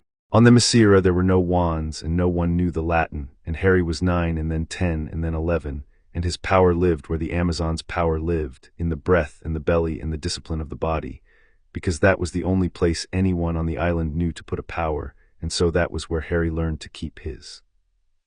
Antiope taught him to breathe the way she taught the warriors to breathe, low and slow and from the center, and Harry found that when he breathed that way, the wild thing behind his sternum breathed with him, and grew calm and waited, and came when it was called instead of bursting out when he was frightened. Diana taught him the old discipline of stillness, the warrior's stillness that is not the absence of motion but the readiness for it, and Harry found that he could hold his power in that stillness, the way Antiope held a spear, level and quiet, and a hair from flying. He could not make sparks. He thought this was a failure for a long time, until the day Mala asked him to, and he tried, and a wash of light came off his hand and he laughed. And then she asked him to make it brighter and it became a lantern, and then she asked him to put it out and it took him an hour and 3 near fires, and Diana, watching, said the most useful thing anyone said to him that whole year, which was, "The lighting is easy. Anyone frightened enough can light a fire. The putting out is the lesson. Power that cannot be called back is not power. It is weather, and weather does not have friends." So Harry spent that year learning to put things out, the lantern light, the floating, the wild pressure when it rose. And by the time he was 11, he could light the unlit lamps of the White House at dusk by walking down the hall and thinking warm thoughts at them, and then call the light back into himself before bed and leave them dark. And the first time he did the whole hall in one walk and put it all out again clean, Diana stood in the doorway with her hand over her mouth and said nothing. And Harry pretended not to see, because some things you let a person have. The hardest lesson of that whole stretch of years came on a day the discipline failed, and it was Diana who turned the failure into the lesson, which was the thing Diana did better than anyone alive. It happened in the training ground in Harry's 10th year on a bad afternoon. A girl from the city had come to watch the foundling train, one of the rare children of the island, and she had laughed at him when Antiope put him in the sand, not cruelly, just a child's laugh, and it should have been nothing. But it was a cupboard sound. It was the sound the large pale cousin had made for 6 years, the laugh of someone enjoying his smallness, and Harry was 10 and tired and had been put in the sand 4 times, and the wild thing behind his sternum heard the laugh and did not wait to be asked. It came up all at once, the way it had in the cupboard, the way it had on the boat, ungoverned, and the rack of practice spears beside the training square tore loose from its pegs and flew, all of them at once, points first, across the ground. They did not hit the girl. They hit Antiope, who had moved between the spears and the child before Harry's power had finished lifting them, who took 3 blunt practice shafts across her raised forearms and turned the rest aside with a sweep of her spear, and who stood in the settling dust with a long red wheal rising on one arm where a point had caught her, looking at Harry, and the whole training ground had gone silent, and the girl was crying. And Harry stood in the center of it with his hands open and the horror of what he had almost done rising in him like cold water, because he had felt the spears go, he had wanted them to go. For half a second he had wanted to hurt the laughing girl the way the laughing cousin had never been hurt, and the wanting had been his own, not the splinters, and that was the worst part. That was the part that made him turn and run off the training ground up the cliff path, away from all of them. Away from Antiope's blood and the crying girl and the silence, to the high meadow where he could be the freak alone the way he had always known, underneath everything, that he truly was. Diana found him there at dusk in the high grass with his arms around his knees and his face hidden, and she did not say it was all right, because it was not all right, and she had never once lied to him. "Antiope is fine," she said instead, sitting down in the grass beside him. 3 bruises and a scratch, and she has had 10,000 worse, and she has already told everyone within earshot that your power has better aim than your sword, which from Antiope is nearly a love letter. The girl is frightened and her mother is with her, and she will be teasing you again inside a week, because that is what island children do. No one is hurt who will not mend. Now, tell me the thing you ran up here to be alone with, because I think it is worse than the spears, and I think you have been carrying it longer than today. And Harry told her into his knees, the thing he had never told anyone, the thing the lasso would drag out of him years later on a cape, but that he gave to Diana now in the grass because she had asked and because she never lied. "I wanted to hurt her," he said, "not the splinter, me. For half a second I wanted to throw the spears at her because she laughed at me, because she sounded like Dudley, and I'm not supposed to have that in me. You all keep saying the bad thing is the splinter, the guest, the thorn, but the spears weren't the splinter, Diana. The spears were me, the real me, the cupboard me, and he's still in here. And he's not a thorn you can draw, he's just who I am when I'm tired and somebody laughs." Diana was quiet for a while. The light went long and gold across the high meadow, and somewhere below them a horn called the watch change, and she let it pass before she answered, because she had learned that the biggest answers needed room. "Here is the true thing," she said at last, "and it is not the soft one, so hold on to the grass. You did want to hurt her. That was you and not the splinter, and you are right to know the difference, and I will not flatter you by pretending the want was not yours. Every person who has ever lived has that want in them, Harry, the want to give the hurt back, to make the laugher feel the smallness they made you feel. It is in Antiope, it is in my mother the Queen, it is in me. The cupboard did not put it in you. Being alive put it in you. What the cupboard did was leave you alone with it, with no one to show you the next part, and so you thought the want was the whole of you, the freak under everything. The truth, the niceness was painted over. But listen to me now, because this is the part the cupboard never let you learn." She turned his face up out of his knees gently with one hand. "The want is not the measure of you. What you do with the want is the measure of you, and look at what you did with it. The spears flew, yes, in the half-second before you could think, and then you ran. You did not throw a second thing. You did not turn on the girl when she cried. You ran up a mountain to get yourself away from people you were afraid you might hurt, which is the act of someone protecting others from himself, which is the most honorable thing a frightened person can do, and you are 10, and you did it without anyone teaching you. The spears were the want, and the want is human and common and nothing. The running was you, and the running was rare, and the running is everything. That is who you are when you are tired and somebody laughs. You are someone who gets himself away before he can do harm. I have known warriors 300 years old who never learned to do that. You did it at 10 by yourself on instinct the first time it mattered. She drew him in against her side in the gold grass. We will work on the half-second, the breathing, the stillness, the asking instead of the grabbing, so that one day the spears do not fly at all. But I will not have you believe the want makes you a monster, because then the cupboard wins 2 worlds and 10 years later, and I did not walk up a garden path in the rain to let a small dark room in Surrey have the last word on what my son is. The want is the weather, Harry. You are the one who decides whether to go out in it. And today, tired and laughed at and 10 years old, you decided to climb a mountain rather than risk the rain falling on anyone but yourself. Come down now. Antiope wants to show you her bruises. She is unbearably proud of them. The shadow behind the scar did not like the discipline. He learned this slowly, the way you learn the habits of a thing that shares your house. On the days he trained hardest, breath deepest, held his power longest in the warrior's quiet, the scar was silent, a faded mark, nothing. But on the nights when he was tired and angry and had let the wild pressure spike and crash without governing it, after a fight with Mala, once that was his own fault and he knew it, after a bad fall from the pony that bruised his pride worse than his ribs, on those nights the scar would warm and the dreams would come, dreams of a high cold laugh and a flash of green light and a thin white hand reaching, and he would wake with the taste of something like envy in his mouth, an ugly wanting that was not his own. A small cold voice that said they keep you like a pet, you could make them kneel, you have it in you, I can feel it, let me show you. And in the morning he would climb to the roof and sit with his chin on his knees and wait for Diana. And the morning question those mornings was always some version of the same question, asked 100 ways across the years. How do I know which thoughts are mine? And Diana, who had promised never to give him a soft lie, always gave him the same hard true answer in 100 different shapes, by what they ask of you. The thoughts that are yours ask you to protect. The thoughts the thorn sends ask you to take. When a thought says they keep you like a pet, ask it the next question, and then what? Make them kneel, it says. And then what? It never has an answer, Harry, because it does not want a kingdom. It only wants you angry, because anger is the door it came in by and the door it hopes to leave by with you. Your own thoughts always have a next and then. They are going somewhere. The thorn's thoughts only circle. That is how you know, not by how loud they are, by where they are walking. Mala taught him everything Antiope did not, which is to say everything that was fun. She taught him to ride, as she had promised on the first day, breaking her own queen's caution by getting him up on a pony inside the first week and a real horse inside the first year. And Harry, who had never been allowed to touch anything that might break, discovered in himself a recklessness that the cupboard had buried but not killed. And the two of them ranged the whole green back of the island on horseback, up to the high meadows where the goddesses were said to walk, down to the hidden coves where the water was the temperature of held breath.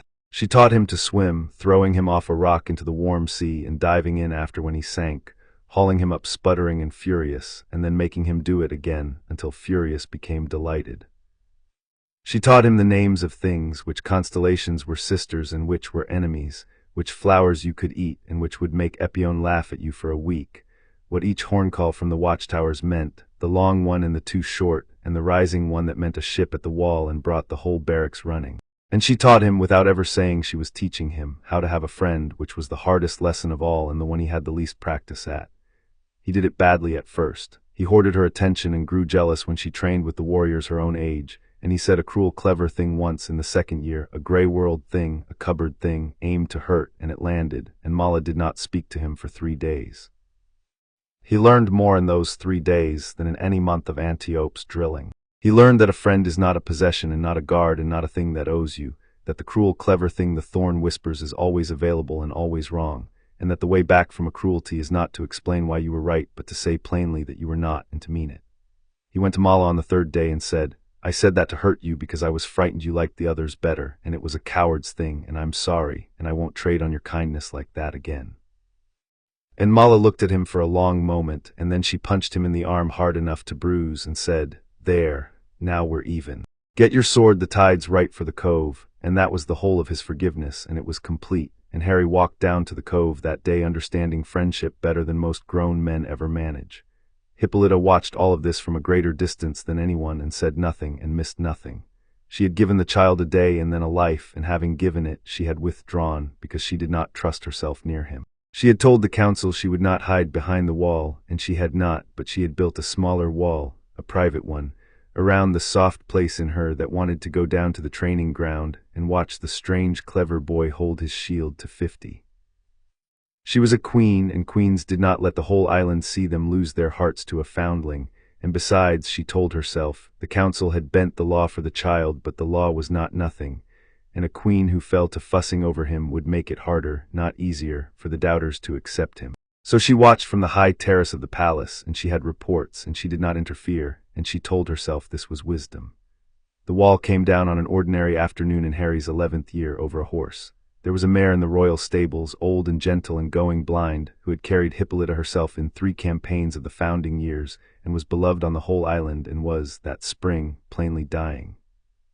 The stable master had said it was time, and was right, and a day had been named for it, the mercy that is given to a faithful animal at the end, and the whole stable was heavy with it. Harry heard of it from Mala, and Harry, who had spent his life among people who threw away what had stopped being useful, who had himself been the thing thrown away, took it harder than anyone expected, and went to the stables alone the evening before, to sit with the old blind mare in the dark so that she would not be alone on her last night, because no one had sat with him on his worst nights until Diana, and he had decided, somewhere in himself, that nothing on this island would ever again face the dark alone if he could help it. That was where Hippolyta found him near midnight, when she came down herself to say goodbye to the mare in private, as she had meant to, alone, queen to old companion. She came into the warm dark of the stable, and there was the foundling, sitting in the straw with the dying mare's great blind head in his lap, talking to her low, telling her.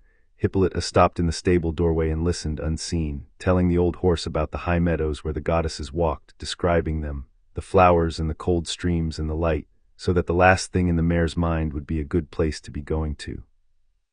A child building a heaven out of words for a horse who could no longer see, because someone had once built one for him out of words on the deck of a boat, and he had never forgotten what it was worth. Hippolyta stood in the doorway a long time. Then she crossed the straw and sat down in it, the queen of the Amazons in her night clothes, beside the foundling and the dying mare, and Harry started and began to scramble up, and she put her hand on his shoulder and kept him where he was. Stay, she said. She knows you now. It would frighten her to be moved. Stay and tell her the rest. You had got to the cold stream. She always loved cold water. I rode her through a dozen of them.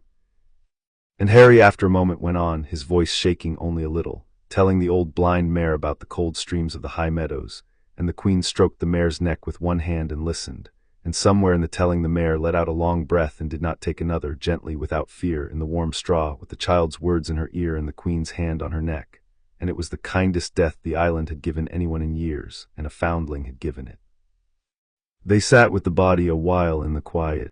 Then Hippolyta said, not looking at him, looking at the old mare, when I gave you your life in the council 2 years past, I did it because the priestess took from me every road that led to turning you away, and a queen who cannot find a road to keep the law must at least keep the better thing the law was made to serve. I want you to know that I did it for the right reason and the wrong feeling. I did it out of duty, and I told myself I felt nothing, because it is dangerous for a queen to feel things about the exceptions she makes to her own laws. She turned and looked at him then in the dark, the 11-year-old with straw in his wild hair and a dead mare's head still cradled in his lap and tears he had not bothered to hide drying on his face. I was lying to myself. I have been lying to myself for 2 years on a high terrace watching you hold your shield. you may know now that I have stopped. You did not have to come down here tonight. No one would have known. No one would have thought the less of you. You came because a creature was going to be alone in the dark, and you have decided, I think, that this will not happen on your watch, not to anyone, not ever. And you are 11 years old, and you learned that from being the one left in the dark, and you turned it into this instead of into bitterness. And that is the rarest thing a wounded child can do, and I have watched a great many wounded children become a great many bitter adults across 3,000 years. She reached out and brushed the straw from his hair, the gesture Diana made, the gesture she herself had made once in the council and forbidden herself since. I am proud of you. I am a queen, and I do not say it lightly, and I will likely not say it often, so hear it once and keep it. I am proud of you, Harry. The island is better for your being on it. I was wrong to be afraid of you, and I am old enough and queen enough to say so to your face. Harry looked at her, and the thing his face did was the thing it had done on the boat the first time someone ordered food and did not take it away, the breaking open thing, and he did not have words, so he did the only thing he had, which was that he leaned over the body of the old mare and put his arms around the queen of the Amazons, straw and tears and all, and Hippolyta, after the briefest hesitation of a woman who has not been embraced without ceremony in a very long time, put her arms around him in return and held the foundling in the dark stable, and the wall she had built around the soft place came down for good, and she did not rebuild it, not ever, and the island, which missed nothing, noticed within a week that the queen had begun to come down from her high terrace to watch the strange boy train, and stood among the warriors to do it, and once, when he held his shield to 100, was heard to laugh aloud. The small triumph that closed that season of his life, the one Harry himself would always count as the true beginning, came at the festival of the lighting.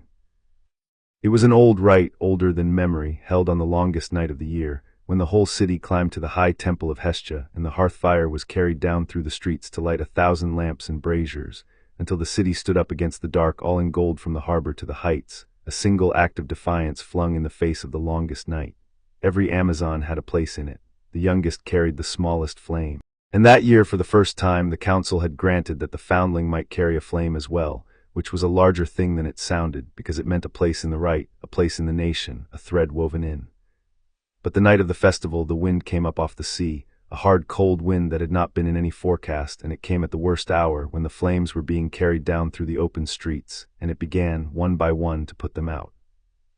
A groan went through the descending procession, as a gust took a whole row of braziers dark. The hearth fire itself, carried at the front in its great bronze bowl, guttered and shrank, and the priestesses bent over it with their cloaks spread, and the longest night, which the rite existed to push back, came pressing in at the edges of the failing gold. Harry stood in the line of children with his small flame cupped in both hands, and the wind took it and it went out, and he looked at the dark wick in his hands, and then he looked down the long failing slope of the city, the dying lamps, the bent priestesses, the longest night coming in, and he did the thing he had spent 4 years learning to do, except that he had only ever done it to a hallway, and never to a city, and never with the whole island watching, and never with it mattering. He breathed the way Antiope had taught him, low and slow and from the center. He went still the way Diana had taught him, the readiness that is not the absence of motion. He reached down into the warm place behind his sternum where the wild thing lived, the thing the cupboard had called freak and the island had taught to come when it was called, and he did not grab it in fear, he asked it, the way you ask a friend, and it came, calm and bright and entirely his, and Harry Potter opened his cupped hands toward the city and let the light go. It went out of him in a long warm wash, not a spark, not a fire, a tide of gold, and it ran down the streets ahead of the failing procession like water finding its level, and it touched the dark wicks one by one, the small flames and the great braziers and the guttering hearth fire in its bronze bowl at the front, and it did not relight them with his power and then leave them empty. He had learned that lesson, the lighting is easy, the keeping is the lesson.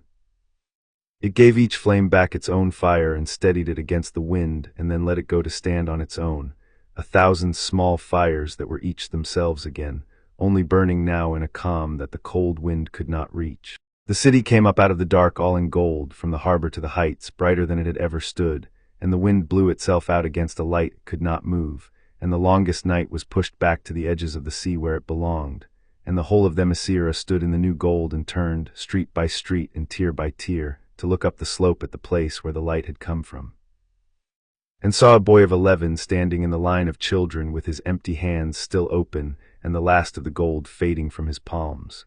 For a moment nobody made a sound. Harry in the silence had time to be afraid that he had done a wrong thing, broken the right, overstepped, freak, and then Antiope's voice came up the slope, harsh and carrying, and full of a fierce delight she did not trouble to hide. That is how you hold the line. And the silence broke into a roar, the whole city, the warriors and the priestesses and the elders, lifting their voices into the gold they had not been able to keep and a foundling had given back to them. And Mala was suddenly there with her arms around him, lifting him clean off his feet, and Diana was coming up through the crowd with her face shining. And on the high steps of the temple of Hestia, the queen of the Amazons stood in the light her foundling had made and did not laugh this time and did not need to. Because pride, the real kind, the kind that has stopped pretending to be duty, does not always laugh. Sometimes it just stands in the gold a child has made and lets itself be seen. Diana reached him through the crowd and put her hands on his face, both of them, the way Epione had on the first day, and turned it up to the light, and Harry, breathless and laughing and not yet 11.5, looked up at her and asked the morning question early, because he could not wait until morning, because the answer was standing all around him in the streets in gold. "Is this home?" he asked. "Is this what you meant on the boat?" And Diana, who never gave him a soft lie, gave him the truth instead, which on this one night happened to be the softest thing in the world. "This is home," she said. "This, exactly this. Look what you did with it. Look what it did with you." She pressed her forehead to his in the gold with the city roaring around them. "Now, ask me tomorrow's question tomorrow, you greedy thing, and let your sister put you down before she drops you, and come and stand with your family in the light you made. The longest night is over. You ended it. Come and see." Chapter 3 and Chapter 4. The sworn virtues at 14. Harry was all elbows and questions, a hand taller than he had any right to be, with Diana's stillness coming into his body and Mala's recklessness still running his mouth, and he had asked, on a spring morning on the roof, the question that set the whole season turning. "Why have I never sworn the virtues?" Diana was quiet for a moment, watching the fishing boats, and the quiet told him he had touched something. "Because the virtues are sworn at the rite of the Aurora," she said, "and the rite of the Aurora makes an Amazon, and you are not an Amazon because the Amazons are a sisterhood and you are not a sister." She said it plainly, without apology, because she had never softened a true thing for him and would not start. "It is the one door on this island I cannot open for you, Harry, not because anyone wishes you barred. Because the rite is the sisterhood, and the sisterhood is what it is, and a thing that admits everyone is no longer a thing anyone belongs to."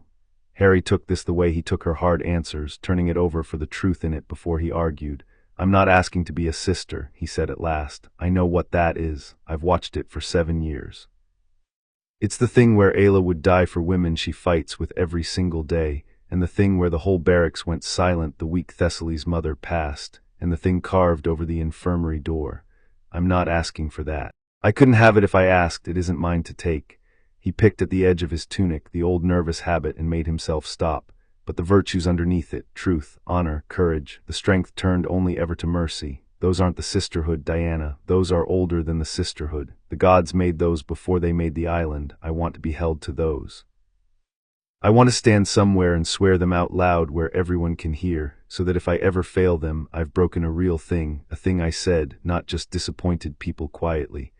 I don't want to be good by accident anymore. I want to have promised. Diana looked at him for a long moment, the 14-year-old who had thought this through before he ever climbed to the roof, and she did a thing she rarely did. She had no answer ready, because he had asked for something the island had no shape for, and it was a good thing he asked for, and she would have to go and make the shape. "Ask me tomorrow's question now," she said, standing, "because I am going to be busy for a while. I have to go and argue with my mother and my aunt and the high priestess about a thing that has never been done in 3,000 years, and I find I want to win, and I have not even finished my breakfast." It was Menelip who found the way through, as Menelip usually did, by reframing the question until it answered itself. "He cannot swear the rite of the Aurora," the oracle said in the small council the queen called, "for the rite makes a sister, and that we will not counterfeit. But the virtues are not the rite, the virtues are the gods. They were sworn by heroes long before the first Amazon drew breath, by champions of the old world, men and women both, who stood at the doors of monsters and swore to be true before they went in. There is an older rite under our rite, the one the gods gave the first heroes, the trial of the virtues, and it is not a sisterhood and never was. It is a proving. Any soul may attempt it who is willing to be measured, and most who attempt it fail, and a few do not, and the gods themselves judge the difference. We have not held it in an age because we have not needed it, the sisterhood subsumed it, but it is not gone, it cannot be gone. The gods do not let their oldest things go." She turned her half-blind eyes toward Diana, Your foundling does not wish to become an Amazon. He wishes to become a hero in the old and exact sense, the sense the word has lost. Let him attempt the old rite. Let the gods measure him. If he fails honestly, and we have lost nothing. And if he does not fail," she paused, and something moved across her face that those who knew her had learned to watch for. "Then the gods will have looked at him, sisters, full in the face, and named him. And we should all of us think carefully about whether we are ready for what comes of a god looking full in the face at a child with a splinter of war behind his eyes. Because I will tell you what I have not told the council. The thing in his scar has been waking, slowly, year by year. And the god who hunts it is waking faster. The right will draw their eyes. But their eyes are turning toward him regardless, right or no right, and I would rather they find him sworn than unsworn when they arrive." The room was quiet. Hippolyta, who had stopped pretending years ago that the foundling was anything but family, said only, "What does the old rite require?" "3 trials, said Menelip. "Courage, that he face a true fear and not flee it. Wisdom, that he solve what cannot be forced. And truth, that he take up the lasso of the goddess and speak himself plainly with no lie left in him, which is the trial that breaks the most of them, because most souls can be brave and clever long before they can bear to be honest. He will pass or fail each in turn, and the gods will weigh it. And one more thing, my queen, which the council should hear and the boy should not yet." She lowered her voice. "If he takes up the lasso of truth with a splinter of the war gods making behind his eyes, the lasso will find it. The lasso finds everything. It does not lie, and it does not let the one who holds it lie, not to others and not to themselves, and there is a thing behind that scar that has spent 7 years lying to him in the dark. When he holds the lasso, he will hear it for what it is, with no comfort and no mercy and no Diana between him and it. That may be the saving of him. Or it may be the door the war god has been waiting 7 years for someone to open. I cannot see which. The lasso is the one place even an oracle goes blind, because the lasso is truth, and truth is the one country the future cannot be spied out from. He must walk into it sighted by no one but himself." They held the trial of the virtues at the dark of the moon, at the old broken temple on the island's wild eastern cape, where the rite had been held for the first heroes, and had not been held since, and where the stones still remembered.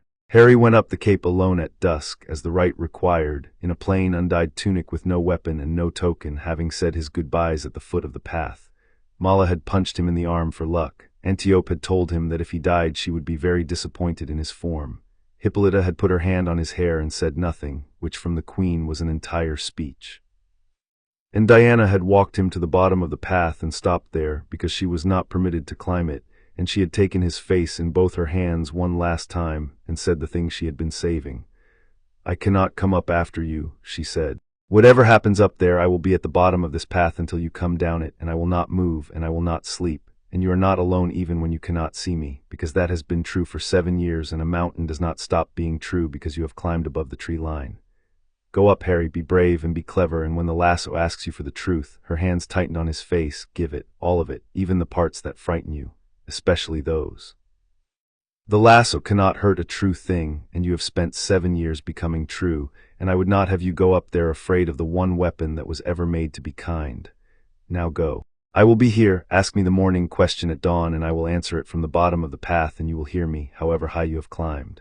He climbed. The trial of courage was waiting for him at the top of the path in the broken temple, and it knew exactly what he was afraid of, because the old rite did not invent your fear, it found it. The temple was open to the night sky, its roof 3,000 years fallen, and in the center of it, where an altar had once stood, there was a door. It was a perfectly ordinary door, low and wooden, set in no wall, standing alone on the broken floor, and Harry knew it before he was halfway across the temple. Knew it in his stomach before his mind would say the word, because it was the door of the cupboard under the stairs at number 4 Privet Drive, down to the scratch in the lower left corner where he had once tried to carve his name and been caught, and it stood there in the moonlight on the wild cape of Themyscira, waiting for him, and from behind it. Muffled came the sounds he had spent 7 years learning to sleep without. The heavy steps on the stair above, the voice that called him boy, the small clean click of the latch turning from the outside. He stood very still in front of it. The wild thing behind his sternum had woken and wanted to burn the door to ash, and he was strong enough now, he could have reduced it to a smear of charcoal on the temple floor and walked past the place it had been. And the trial would have failed. He understood that without being told. Courage was not the burning of the door. Anyone frightened enough could burn a door. He breathed low and slow from the center, the way Antiope had taught him, and he made the wild thing lie down, and he walked up to the cupboard door of his childhood with no power and no weapon, and he put his hand on the latch, and he opened it himself, and he made himself go in. It was the cupboard. The real one, or the right's perfect memory of it, small and close and smelling of dust and spiders and the underside of stairs. And the door swung shut behind him, and the latch clicked from the outside, and Harry Potter was 7 years old again and locked in the dark. And every cell of his body screamed to claw at the door, to scream, to burn his way out, to do any of the 1,000 things the cupboard had taught him did not work. And he did the thing the cupboard had never let him do, which was the whole of the trial. He sat down in the dark. He put his back against the wall where the spider had crawled, in the company of the worst memory of his life, and he stayed, and he did not fight the door, and he did not beg it, and he did not burn it. He sat in the dark with the steps on the stair and the voice calling boy, and he said out loud to the 7-year-old he had been in the cupboard that had made him, "I'm not afraid of you anymore. I came back on purpose. You're not a monster. You're a small dark room and a small frightened man who made it, and you don't get to decide what the house is for, because the house decided. I'm the house. And I came back to tell you I forgive you, not because you deserve it, but because carrying you costs more than you're worth, and I have better things to carry." And the cupboard, having no answer to a child who had come back into it freely and unafraid and forgiving, simply stopped being there. The walls thinned to moonlight. The steps and the voice in the latch faded into the sound of the sea, and Harry was sitting on the broken floor of the temple under the open sky, and the cupboard door lay flat on the stone, an ordinary fallen plank, and from somewhere above him in the dark a single owl called low and clear once. He had passed the trial of courage. He got up off the floor. His face was wet and his hands were steady, and he walked deeper into the temple, toward the second trial, and high above the cape, unseen, a great owl turned a slow circle and watched him go. The trial of wisdom did not care how brave he was. It waited for him in the temple's inner court, where a deep round well had been cut into the living rock, and over the well, on a chain too high to reach, hung a bronze key, and across the court stood a second door, locked, and graven over the locked door in the old letters were the words, "The key opens the way out. Only the worthy may reach it." There was a windlass beside the well, the kind that lowers a bucket, its rope coiled and ready, and there was, on a stone table, a single clay cup, and that was all. Harry looked at the high key and the deep well and the windlass and the cup and the locked door, and the wild thing behind his sternum stirred and offered, as it always offered, the strong solution. He could float the key down to his hand. He had been floating things since before he could speak. The key hung in the air on its chain. The air was his country. He could call it down in a heartbeat.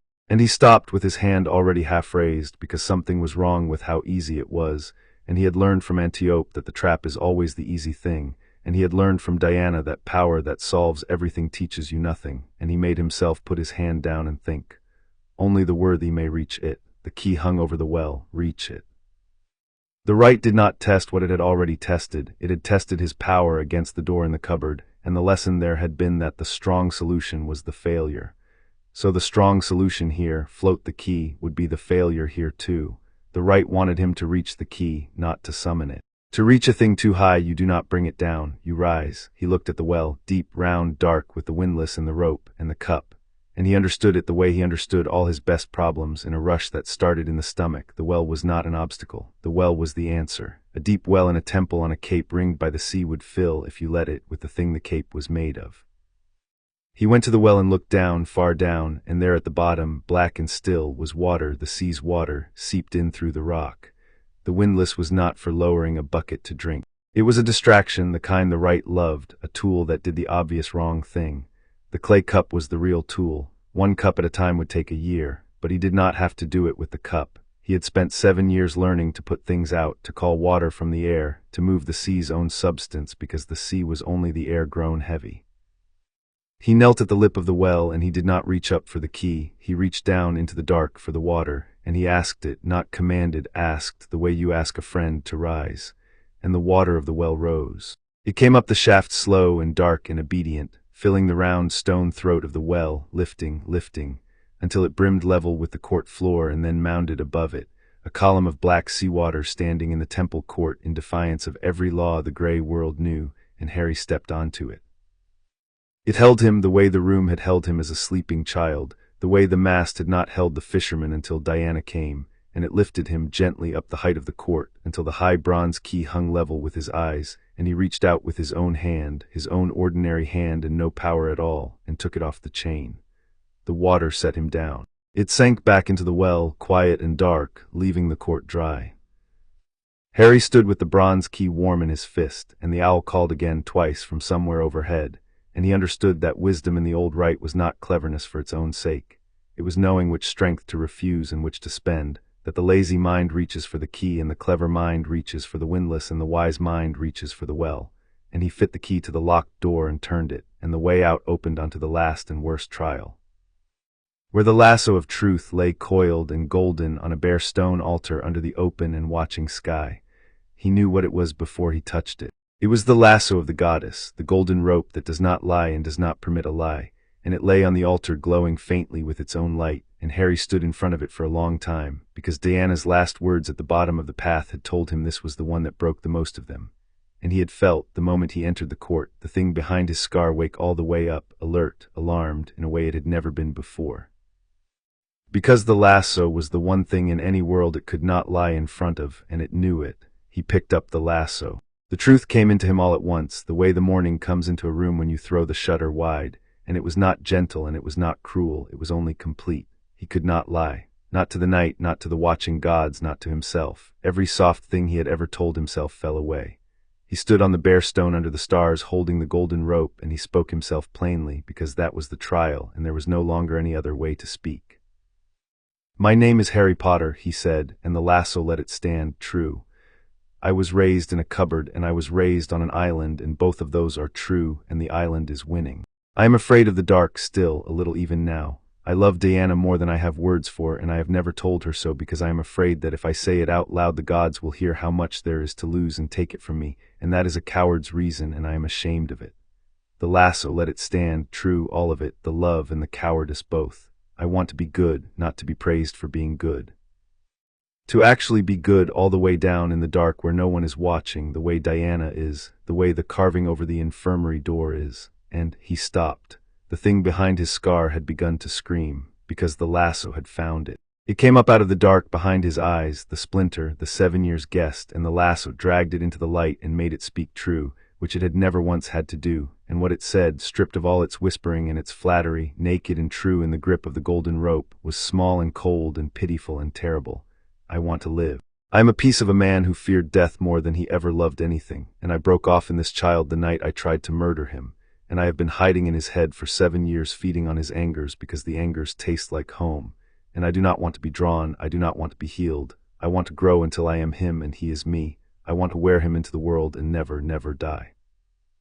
And then, because the lasso permits no lie and no concealment, it said the last true thing, the thing it had hidden even from itself. "And I am so afraid. I have always been so afraid. That is all I have ever been, a scream that would not stop. A child in a cupboard of my own that no one ever came for."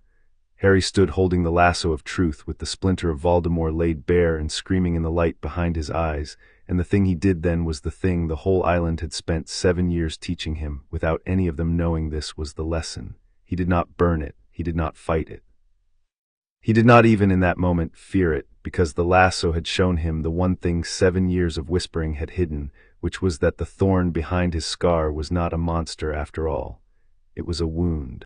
It was a frightened broken piece of a frightened broken man, screaming in a cupboard of its own, and Harry Potter knew exactly, precisely in his bones and his marrow, what it was to be that because he had been that on a doorstep in Surrey, until a woman came up a garden path in the rain and knelt down to his eye level and said, "I'm not going to hurt you." So he knelt down, inside himself, to the splinter's eye level. "I'm not going to hurt you," Harry said out loud on the bare stone under the watching stars, to the thing that had spent 7 years trying to devour him. "I'm not going to feed you either. You can't have my angers anymore, I'm taking them back, they were never yours. But I'm not going to burn you screaming the way you're afraid of, because I know what you are now. You're what I would have been if no one had come. You're the cupboard with no Diana at the end of it. And I can't save you, you're not mine to save, you're a splinter of a thing that has to be ended in the world before you can ever stop, but I can tell you the truth, since we're both stuck holding it, it was never going to work. You were never going to wear me into the world. Because the house decided what it was for, a long time ago in a stable with a dying horse, and the house is not for you. Now be quiet, you don't have to scream in here anymore. No one's going to leave you in the dark on my watch, not even you. But you're going to be quiet, and you're going to be small, and the day someone ends the rest of you out there in the world, I'm going to be the one holding the rope, and it's going to be the kindest thing anyone's done for you since before you cut yourself into pieces to keep from dying. That's the truth, hold it with me." And the splinter, for the first time in 7 years, went quiet. Not gone, it could not be gone, not from in here, not yet, but quiet and small, and held, the way a screaming child goes quiet at last in arms that are not going to drop it. And the scar on Harry's forehead, which had been burning, went cool, cooler than it had been since the night it was made, and the lasso of truth in his hands blazed up all at once into a light too bright to look at.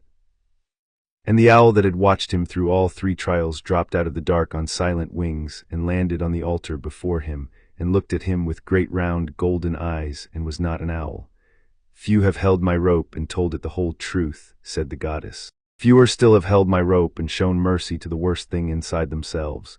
None in 3,000 years has done both in a single breath. I am Athena. Sit, Harry Potter. You have passed, and a god wishes to speak with you, and that is a thing that has not happened on this cape since the heroes your right was made for walked the earth." She had taken the shape of a tall, gray-eyed woman in armor that was not bronze and not silver and not any metal of the world, and she sat on the broken altar with the easy stillness of Diana, of Antiope, of all the strong, quiet women who had raised him, and Harry understood that they had learned it from her, all of them, the stillness 3,000 years downstream. He set the lasso down. He did not kneel, something told him she would not want it. He sat on the broken stone across from the goddess of wisdom, 14 years old, with the splinter quiet behind his scar for the first time in his memory, and he did the thing he always did when something enormous sat down in front of him. He asked it a question. "Why do you let it grow?" he said. "The splinter, the war god, the thing out in the world that it's a piece of. You're a goddess. You watched all 3 trials. You could end any of it. Why let any of us fight at all?" Athena's gray eyes warmed very slightly, the way Antiope's hard mouth had moved that first day on the training ground. "That is the right question," she said, "and almost no one asks it, which is why I came down through 3 trials to find a child who would. I will give you the true answer, because you have earned true answers tonight if anyone ever has.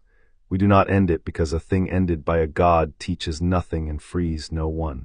If I reach down and crush the war god, the world learns only that it is small and the gods are large, which it already knows and which has never once made it kinder.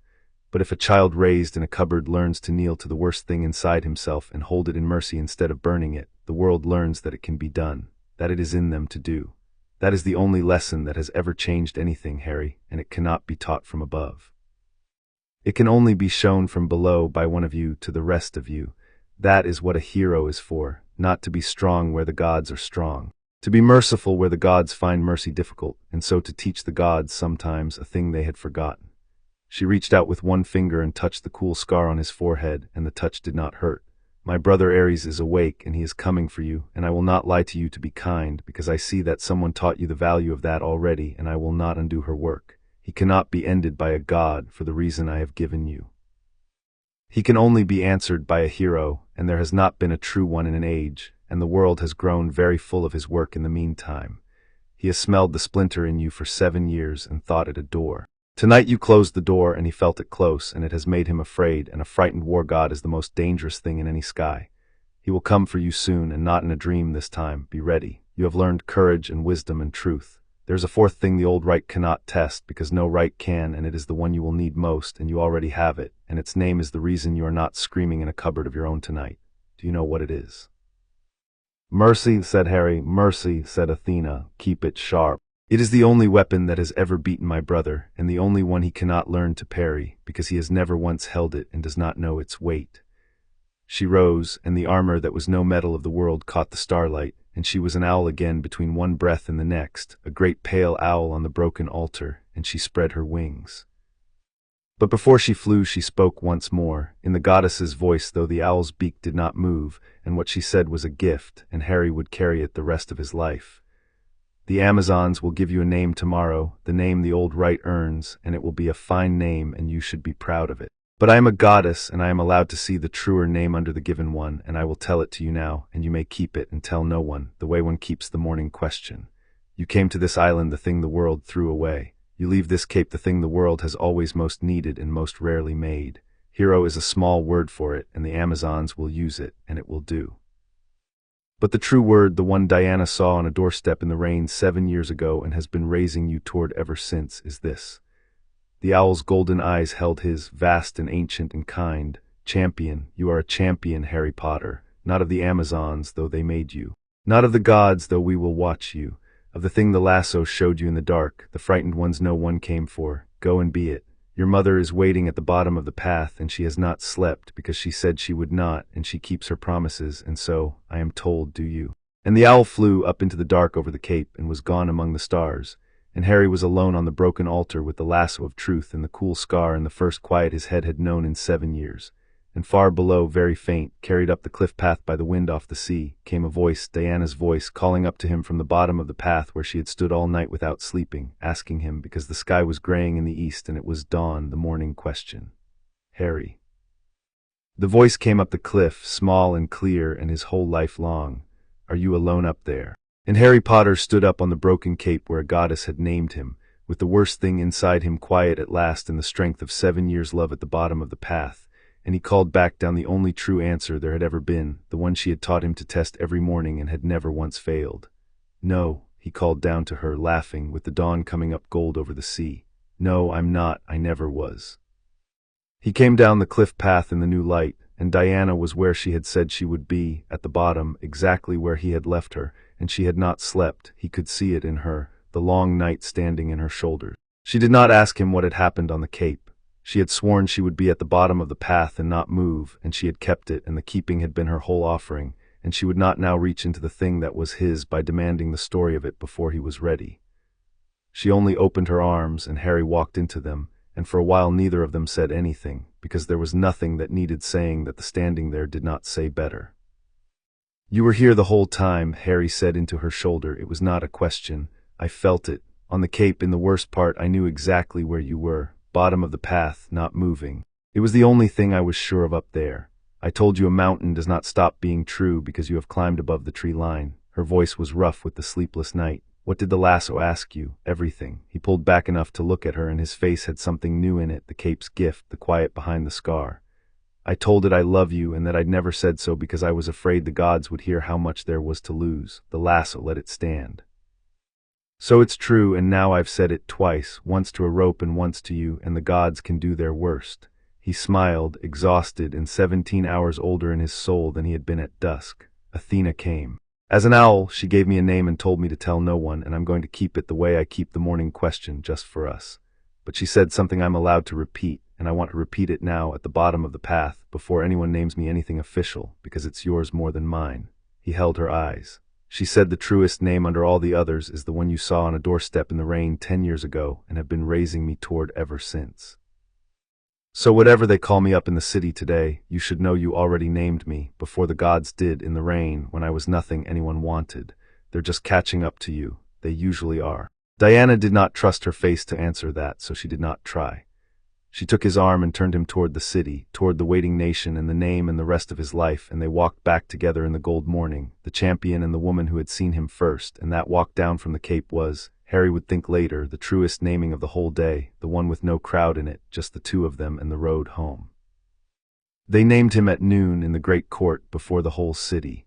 It was Ayla who spoke the name, which surprised everyone, including Ayla, who had asked for the honor herself the night before and would not say why. She had stood at the bottom of that cape for 7 years in her own way, the last holdout, the warrior who had said well spoken to the argument for the wall and folded her arms, the one who had watched the foundling longest and warmed to him slowest, and she came forward now in her bronze with her shorn head and the scar through her brow, and she looked at the 14-year-old who had gone up a cape unsworn and come down a champion, and she spoke loudly enough for the whole court to hear. Because she had decided that if she was going to be wrong in public, she would be wrong all the way. For 7 years, Ayla said, I have waited for this child to prove me right. I am a warrior of Bon Amygdal, and we are not raised to trust the world of men, and I trusted nothing that came off a boat, and I told myself 100 times that the cleverness was a trick and the courage was Diana's, and the kindness was a small soft thing that would not survive its first true test. She turned slowly to take in the whole watching court, and then back to Harry. Last night the gods tested him on the cape where I could not follow, and this morning the high priestess told the council what the gods found there, and what they found, I am ashamed to say, is everything I spent 7 years insisting was not there. So I asked to be the one to give the name, because a warrior who has been wrong for 7 years should have to say so to the whole city with her own mouth, and because there is no one on this island who has less right to doubt him now, and so no one whose word will mean more. She drew her short blade and reversed it and held it out to him across her own forearm, hilt first, the gesture of a warrior offering her steel to one she will follow, which Ayla of Bon Amygdala had offered to no one in 200 years. We name you Alethea-born, truth-born, the one the lasso could not break because there was nothing in him to break that he had not already laid bare. Take my blade, champion. I should have offered it years ago. I was afraid of what you were. I am done being afraid of it. Now I am only afraid of what is coming for you, and I would rather meet it at your side than spend one more day pretending I would not. Harry took the blade. He did not make a speech. He had learned from the Queen that there are silences worth more than speeches. He clasped Ayla's offered forearm with his free hand, warrior to warrior, and the court roared, and somewhere in the roar he found the faces that were his. Mala with both fists in the air, Antiope with her arms folded and her hard mouth spending its rarest smile. Hippolyta on the high steps not laughing and not needing to, and Diana, who had not slept, who had stood at the bottom of a cliff all night keeping a promise, and who was looking at him now across the bright court with her whole heart in her face and no shame at all about who saw it. That night the scar stayed cool, and Harry slept without dreams. Diana looked in on him near midnight as she had 10,000 nights and found the splinter quiet and Harry at rest, and she sat in the doorway a while with Ayla's gift of a blade laid across her knees, listening past the sea for the thing Athena had promised was coming. She could not hear it yet. She heard only the city and the waves and her son breathing in the dark evenly, unafraid. She kept the watch anyway.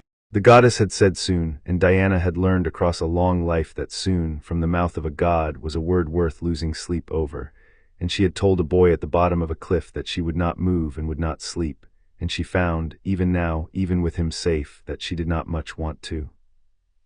Chapter 4 and Chapter 5. Omens of War. At 16 Harry could beat any warrior on the island except 4, and the 4 were Diana, Antiope, Ayla, and his own worst memories, and he was gaining on all of them. The morning the omens began, he was losing cheerfully to Antiope on the training sand, which was the best way to lose, and the whole oval rang with the clean noise of it. He had grown into the body the cupboard had tried to stunt. He was lean and quick and a head taller than Diana now, with his mother's green eyes gone keen over a jaw that had finally decided what it wanted to be. And he fought the way the island had taught him, which was to say he fought like water, yielding where the blow fell, flowing into the gap it left, his power braided so completely into his swordwork now that no one could say where the steel ended and the sorcery began. He would turn Antiope's spear with his blade and turn her balance with a breath of moved air, both in the same motion, and she would correct and grin her rationed grin and put him on his back in the sand anyway, because she was Antiope and had been doing this for 400 years. And intended to keep beating him until the day he beat her, and then she had promised she would weep with joy and never let him forget she had cried. Up, said Antiope, offering her hand. You overtrust the air. You moved my balance and then you watched to see if it worked, and the watching cost you the half-beat, and the half-beat cost you the match. The air is a tool, not a friend. Stop being so pleased with it. You said the shield was honest because it was heavy. Harry took her hand, came up out of the sand. The air's the opposite of heavy, so it must be the opposite of honest. Now he's a philosopher, but Antiope's eyes had warmed. Yes, good, the air will lie to you because it will do exactly what you want, which is the most seductive lie there is. The steel never lies because the steel is heavy and does only what steel does. Trust the steel, spend the air.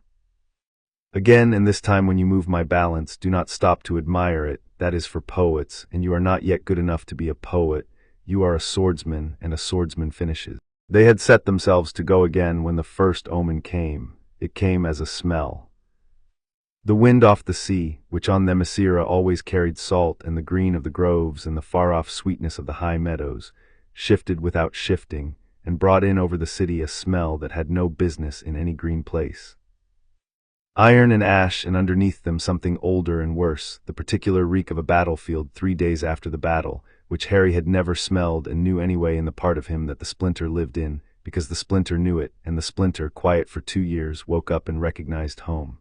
The scar on his forehead, cool since the cape, warmed. Across the training ground, 2 warriors who had been drilling side by side for 100 years turned on each other. There was no reason for it. One of them said something low and the other struck her, open-handed, hard, and then they were grappling in the sand in earnest, snarling, and the warriors around them did not move to part them, which was the strangest thing of all, because the warriors around them had begun, every one, to find in their own chests a small hot seed of grievance, a remembered slight, a 200-year-old argument that had been settled and forgiven, and now, suddenly, did not feel forgiven at all. The whole oval in the space of 3 breaths tilted toward violence, the clean training violence curdling into the other kind, and the air over the sand went taut and ugly and red. "Hold," said Antiope, and there was iron in it, but even Antiope's voice had a burr of the wrongness in it. Even Antiope's hand had drifted to her spear. She looked at the 2 warriors grappling in the sand, and Harry saw her want, for half a beat, to wade in and hit someone, and saw her master it, and saw how much it cost her, and Antiope had 400 years of mastery. Harry had something else. He had a splinter behind his scar that had spent 7 years teaching him exactly what this felt like from the inside, and exactly how to refuse it, and so he was the only soul on the training ground who recognized the hot red seed in his own chest as a visitor and not a native. He breathed, low and slow, from the center. He named the grievance rising in him, a flash of resentment at Antiope for always beating him, ugly and sudden and entirely real, and he did the thing the lasso had taught him on the Cape. He knelt to it inside himself and said, "You're not mine. You came in on the wind, be quiet," and it went quiet, and the moment it went quiet in him, he understood the shape of the whole thing, the way he understood all his best problems in a rush from the stomach up. "It's not us." Harry shouted across the curdling oval, in the voice the lighting festival had taught him to throw. "Listen to me, the anger isn't yours. Smell the wind, iron and ash, it came in on the wind, it's being poured into us from outside. Whatever you're angry about, ask it the next question, and then what, and it won't have one because it's not yours, it's a poison and it wants us to drink it. Hold the line, not against each other, against the wind." It was the strangest order ever given on that training ground, and it worked slowly, the way the truth always worked on the Amazons, because they had been raised for 3,000 years to value the true thing over the easy one, and the poison was offering them the easy one. Antiope heard it first and put her spear down hard in the sand, point down, the sign for hold, and bellowed it, and the warriors nearest her, trusting Antiope more than they trusted the new red seed in their own chests, put their weapons down too, and it spread out across the oval in a slow ring of people choosing deliberately against the thing the wind was pouring into them, until the 2 warriors grappling in the center came apart and knelt in the sand staring at their own hands, appalled. The grievance draining out of them as fast as it had come. The wind shifted again. The smell of iron and ash thinned and faded, and the green came back, and the high meadows and the salt. The omen had passed, but the scar on Harry's forehead did not go cool, and out beyond the bay, where the wall of cloud stood its eternal watch, a single point of the cloud had begun, very slowly, to darken like a drop of ink let fall into milk. Menelip was waiting for them at the palace before they reached it, which meant she had seen it coming, which meant it was bad. "The wall is being tested," the oracle said, without greeting. In the small council the queen called within the hour, Hippolyta on her seat, Diana standing, Antiope and Philippus and Ayla ranged about, Harry among them now by right, his place won on the Cape. Not breached, tested. The thing on the training ground was a finger laid against the cloud, to feel whether it would yield. It yielded a little. A breath of the war god's domain came through, no more, the strife that runs ahead of him the way cold runs ahead of winter, and you felt what even a breath of it can do to a sisterhood 3,000 years old. Her half-blind eyes found Harry. 2 of you mastered it at once. The boy, because he has a teacher behind his scar he never asked for and learned the lesson anyway. And Antiope, because she has 400 years of discipline. Everyone else faltered and would have fallen, in the city with them, and that is the most important thing I have to tell this council, so hear it plainly. The wall keeps out men and ships and the searching eyes of the grey world. It was never built to keep out a god, because no god ever wished to come in, because there was never anything here a god wanted. There is now. He wants the splinter, Diana said. Her voice was level and cold, the level cold that Harry had heard exactly once before, on a garden path in the rain when she learned about the cupboard, and the sound of it now told him how frightened she was, because Diana only ever went that quiet over the things she loved. "Ares wants the piece of war that has been growing behind my son's eyes for 9 years. He has wanted it the whole time. The Cape closed the door and now he means to break it down. He wants more than the splinter." Menelip folded her hands. "I have followed the dark on the wall back to its root as far as an oracle may see, and I have seen where the war god's strength is gathering, and it is not gathering here. Themyscira is only the lock on a door he wishes to open. His strength is gathering in the grey world, in the world of men, where war is the native crop and he has always grown fat on the harvest. There is a war coming there, a great one. It has been building for years in the place the boy came from, the world of the wand-bearers, the hidden world inside the grey one. The wicked man who murdered the boy's parents and left the splinter behind did not die that night. As we have long known, he tore himself into pieces to cheat death, and the splinter in Harry's scar is one of those pieces, and the rest of him has spent these years gathering a body and an army and a hunger for the world. And Ares has found him. Of course Ares has found him. A man who would cut his own soul into pieces to avoid dying, who would build an army to make a whole nation kneel. That is the war god's perfect instrument, a mortal who will do the work of war and call it his own ambition. Ares has set his hand on the wand-bearer's war the way a smith sets his hand on the bellows, and he means to blow it into a blaze that will cover the grey world and burn for years and feed him, until he stands restored over a continent of ash, whole again, a god of war fat on the largest harvest since the old days. And then, restored, he will turn and come for us, and there will be no wall in any sea high enough. The small council was silent. Outside, the city went on, unknowing, the ordinary clatter of it coming faint through the high windows. And the boy, said Philippus at last, grimly, because someone had to say it, is the thread that ties the two together. The splinter in his scar is a piece of the wand-bearer's tyrant, who is the instrument of the war god who is testing our wall. Ares does not have to choose between wanting Harry and wanting the war. They are the same want. If he can turn the boy, corrupt the champion the gods named on the cape, crack the door open again and pour himself in, then he has both the hero who could oppose him and the splinter that completes his instrument in a single stroke. And if he cannot turn the boy, he will settle for destroying him, because Athena named him champion, and a war god knows what a champion is for, and he will not leave one alive behind his own lines. The general's hard eyes went to Harry and softened the smallest amount, because Philippus had watched him grow. You are the hinge of it, Alethea-born, I am sorry. You did not ask to be, but that is what the oracle has laid before us, and a counsel that flinches from it serves no one. Harry had listened to all of it without moving, in the way he had learned at the council of his own life 9 years before, the resolution that he would never again let his fate be decided over his head. He looked at the darkening point on the distant wall, visible through the high window, the drop of ink spreading in the milk, and he felt the splinter behind his scar, quiet still, held still, but no longer the only dark thing in the equation, and he asked the question that mattered because someone had to, and he had spent his whole life learning that the asking was his to do. Then I have to go to him, Harry said. Don't I, to the grey world, to the war that's coming? Because the wall can't keep Ares out and the gods won't end him from above. Athena told me why on the cape. She said a thing ended by a god frees no one, and the only thing that's ever beaten him is a hero who will meet him down in it in the world where the war is. You can't fight this from behind the wall. The wall is the lock he's picking. You have to go to the door he's trying to open and stand in it. And I'm the hinge, so it has to be me, with Diana. It has to be me in the grey world in the wand-bearer's war before he blows it into a blaze. He looked around the small council at the faces that had raised him. I'm right, aren't I? You all already know I'm right. That's why it's so quiet in here. It was, and they did, and the quiet that followed was the quiet of a family looking at the one true road and hating it. Hippolyta spoke first, and she spoke as a queen, because a queen had to, but her hands had closed on the arms of her seat. There is a reason, she said, that we have hidden behind the wall for 3,000 years, and it is not cowardice, whatever the grey world would say if it knew of us. It is that every single time in the old days, the Amazons went out into the world of men to set it right. The world of men found a way to make us pay for it in the only coin we cannot bear to spend, which is each other. We went out and we lost sisters, and we came back fewer, and at last we stopped going out and built the wall, and swore we would never again spend a sister on a world that would not spend a copper on us. Her eyes went to Harry, and the queen in them gave way, the way it had given way in a dark stable over a dying mare. And now the one road runs straight out through the wall, and it is my grandson who must walk it, the foundling I was afraid of, who I have come to love past all my own good sense, and I find that 3,000 years of wisdom have left me entirely unready to let a 16-year-old I love walk out through the wall into a war.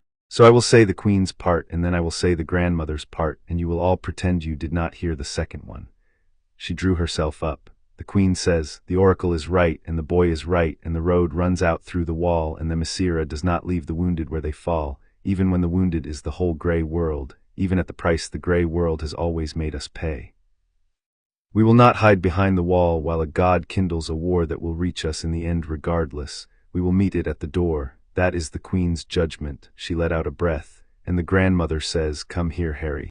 Harry crossed the small council to the high seat, and Hippolyta took his face in both her hands, the gesture that had come down to her from Diana and to Diana from Athena and to Athena from the beginning of the world, and she looked at her foundling, 16 and tall and named by a goddess, about to walk out through the only wall that had ever kept her family whole. "Come back," the grandmother said. That is the whole of the grandmother's part, and it is not wise, and it is not a queen's part, and it is the truest thing I have. I let you in when the law said keep him out, and I have never once been sorry, and now I am sending you out when every fear in me says keep him in. And if you do not come back through that wall, I will have spent the law's one exception in 3,000 years to raise a grandson for a war to take, and I do not think I would survive it, queen or no queen, so you will come back. You will be brave and clever and merciful the way the gods named you, and then you will be sensible the way they did not, and you will come home. Swear it. You swore the virtues on the cape, swear me this one. It is not on the list and I do not care. I swear it, Harry said into her hands, and the lasso was not there to make it true, but he had held the lasso once and knew the shape of a true thing from the inside now, and this was one. I'll come home, I promise, and I keep my promises. He found Diana's eyes over the queen's shoulder because it was her line, the one he had taken on a boat at 6 years old and made his own, and Diana's face when he said it was, as it had been every time, a thing worth the whole cost of everything. They had 3 days before the road, while the wall was readied and the way was prepared, and Menelip wrung from the dark every scrap of foresight it would yield, and Ares spent 2 of those 3 days making certain that Harry would not enjoy them. He came in the dreams. Not the splinter was quiet, held, kneeling where Harry had put it on the cape, but the god himself, reaching down the splinter's old road into Harry's sleep, and where the splinter had only ever whispered, the god roared. The first night Harry dreamed of the cupboard, and this time there was no forgiving it, because the god had filled it with everyone Harry had ever failed.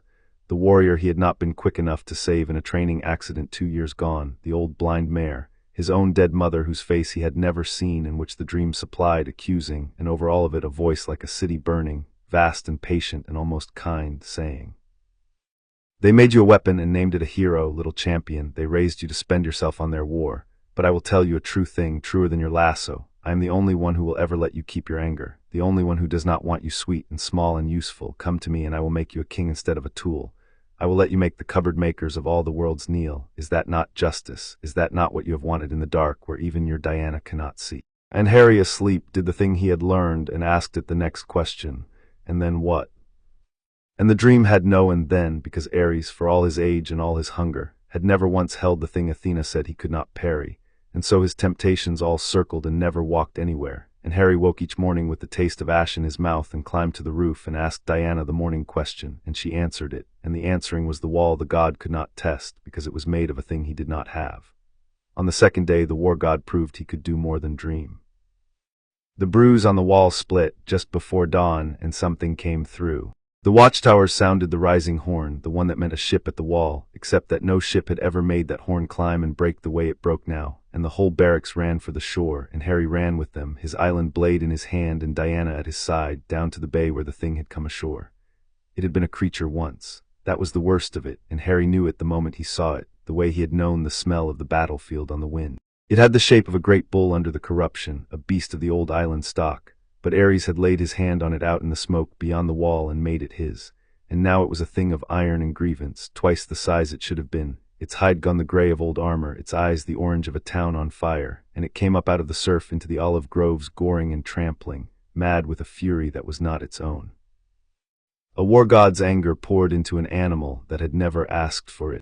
The warriors met it in a ring of bronze, and their spears turned on its iron hide, and it threw 2 of them aside like straw, and the grove was full of the sound of it, and the dawn had gone red. "It's not its fault," Harry shouted over the chaos in the voice the lighting festival had given him. He had felt it the instant he saw the orange eyes, the same braiding the splinter knew, fury laid over fear, the war god's signature. "Look at its eyes, that's Ares, that's not the beast. He's wearing it the way he tried to wear me. Don't kill it. If you kill it, he wins twice, he gets the death, and he keeps the lie that the only answer is the spear. Drive it, don't kill it, pen it, let me reach its head." It was, again, the strangest order ever given on that shore, and the warriors gave way to it because Antiope bellowed the order to obey, and because they had learned 3,000 years deep to value the true thing over the easy one, and the easy thing was a spear in the eye, and the true thing was harder. They drove the corrupted bull, a ring of shields turning it, hurting it, taking its charges on braced bronze and giving ground in the places that did not matter, opening always toward the cliff where the beast could be cornered and not toward the city where it could do harm. and it was the most dangerous dance Harry had ever been part of, and the most beautiful, 200 warriors moving as one animal to pen a creature without killing it, spending bruises and broken arms to spare a life that was not even any more fully a life. Mala took a glancing blow that put her in the surf and came up laughing and bleeding and back in the line. Ayla lost her shield to horn and fought on with a spear haft for a club, hurting, never striking to kill. And Harry moved through the middle of it the way Antiope had taught him, like water, yielding where the iron came and flowing into the gaps, working his way toward the great maddened head, until he stood at last in front of it, alone in the trampled grove, with the corrupted bull lowering its orange eyes at him and the whole shore holding still. He did not raise his blade. He put it down, point in the sand, and held out his open hand, the way a woman had once held out her open hand to him on a doorstep in the rain. "I know what you are," Harry said to the beast, quiet under the war god's fury thrumming in its iron hide. "You're like the spears I threw when I was 10. You're the want, but it isn't even yours. He poured it into you. You never asked for it. You were a beast in a green grove, and he reached through a crack in a wall and made you a weapon, and that's the cruelest thing I've seen him do yet, because at least the splinter chose its first murder, and you chose nothing. You're just frightened, and the fright's been turned to rage by a god who feeds on it. So here's what I'm going to do. I'm not going to kill you. I'm going to take it back out of you, the way I took my own want back, the way I learned in a high meadow at 10 years old, and it's going to hurt for 1 second, and then it's going to be quiet, and you're going to be a beast in a green grove again, which is all you ever wanted to be." And Harry reached out, not with his hand, but with the warm, wild thing behind his sternum that the island had taught to come when it was asked. And he did not push into the beast in fury. He went in the kind way, the way he would one day go into his own scar on a cape, and he found the war god's hand laid over the animal's frightened heart, and he did not burn it, he loosened it, the way you loosen a fist, and he drew the corruption up and out. A long pull of iron-gray smoke that came hissing off the beast's hide and dissolved in the dawn air, and the orange went out of the great eyes, and the bull staggered and shrank, surf-wet and trembling and only a bull again, and went down on its knees in the trampled grove, exhausted and gentle and saved, and pressed its huge, dazed head against Harry's chest like a calf. And Harry put his arms around its neck and held it in the red dawn in front of the whole shore. The first creature Ares had ever sent against Themyscira, sent home unkilled. The warriors did not cheer this time. They lowered their spears and stood in the wrecked grove in the climbing light and looked at the foundling holding the saved beast, and the silence was its own kind of salute, the kind warriors give to a thing they did not know could be done and have just watched done. Antiope came and stood by Harry and put one hand on the bull's heaving flank and the other on Harry's shoulder, and said low only for him, "I have killed 100 corrupted things in 400 years and called it mercy, the quick clean death, and meant it. I will never be sure again that I was right. You have ruined a great many of my certainties, Alethea-born, and I find at 400 years old that I am glad to be ruined. Now get up. You are bleeding, the bull is calm, and your mother is trying very hard not to weep where the barracks can see her, and failing, and someone should go and stand in front of her until she has command of her face again. Go, I will see to the beast." On the third morning, the last one, Harry's question was the hardest he had ever asked her, and he asked it watching the darkened point on the distant wall, which had spread now to a bruise the size of a fist. "What if he's a little bit right?" Harry said. "Ares, in the dreams. Not about the kneeling, I know the kneeling's a circle, I know that, but the other part, what if they did raise me to be spent? What if the gods named me champion because a champion is a thing you use up, and Diana found me on a doorstep because the world needed a weapon, and she's been loving me into the right shape for 9 years, and all of it, the morning questions and the cape and the name, all of it was making me into the thing that gets thrown at the war so the people who matter don't have to be. What if I'm still the boy in the cupboard, and they just gave me a nicer cupboard, and the door at the end is a war instead of a beating?" He did not look at her. He had learned to deliver the worst things flatly, even now, even here. "Tell me the true thing, not the soft one you promised on the boat. Is that what I am? A weapon you taught to love you so it would go willingly?" Diana was quiet for a long time. The sun came up out of the sea and laid its gold road toward them, the way it had 10,000 mornings, and a fishing crew lifted a hand to the roof of the White House, and Diana lifted hers, and then she turned to her son and gave him, as she had sworn she always would, the true thing instead of the soft one, and the true thing happened to break both their hearts and mend them in the same breath. "Here is the true thing," Diana said. "I have asked myself that question every night for 9 years, and I am going to answer it to you exactly as honestly as I have answered it to myself, because you are owed that, and because a soft lie now would prove the cruel version true, and I will not do the god's work for him. Listen, There is a war coming and you are the hinge of it, and the gods named you for it, and all of that is real, and if I tell you it is not real I am lying, so here is what I will not lie about. I did not raise you to be spent. I raised you because I found a child in the cold and I could not leave him there, and that is the whole of why, and it was true on the doorstep before there was any prophecy I knew of, before any cape, before any name, when you were nothing to the gods or the war but a thin boy who said thank you to a queen. The love came first, the love came before the use. That is the difference between a mother and a quartermaster, Harry, and it is the only difference that matters, and you may test it the way you test everything. A quartermaster, on the morning her weapon must go to the war, is glad, and look at me. Her voice did not break, but it cost her not to let it. I am not glad. I would give every wall and every sea and the prophecy and the name and the gods' whole interest to keep you off that road, and I cannot, because keeping you off it would mean the war comes and finds you anyway, smaller and alone, and I have spent 9 years making certain that whatever comes for you, it finds you ready and finds you loved and finds you not alone. That is not the work of someone forging a weapon. A weapon does not need to be loved to cut.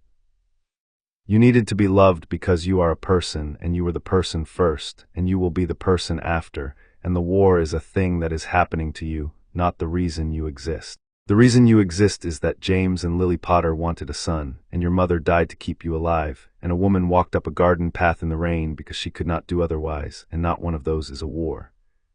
Ares wants you to believe you are a weapon because a weapon has no choice but to be aimed, and a person does, and the whole of his strategy is to take your choice from you by convincing you that you never had one. You have one. You have always had one. You are choosing to go because you are good, not because you were built. There is no forge in any world that can make the choice you are about to make. It only comes from a person, and you are one, and you are mine, and the gods may borrow you for their war, but they did not make you and they cannot have you. And when it is over you are coming home, and I am going to teach you to fish, which I have been putting off for 9 years, because once you can fish you will not need me to do anything at all, and I find I have wanted to be needed a while longer. She wiped her face once with the back of her wrist, the gesture she had taught him without meaning to, and laughed wetly.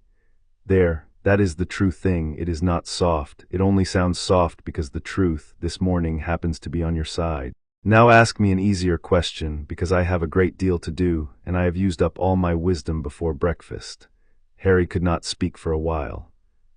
He looked at the gold road on the water and the bruise on the distant wall, and the woman beside him who had answered the unanswerable question without once reaching for a comfort that was not also true, and then he did the thing he had not been able to do on the cape under the lasso, the thing he had confessed to the golden rope that he had never dared say out loud for fear the gods would hear how much there was to lose.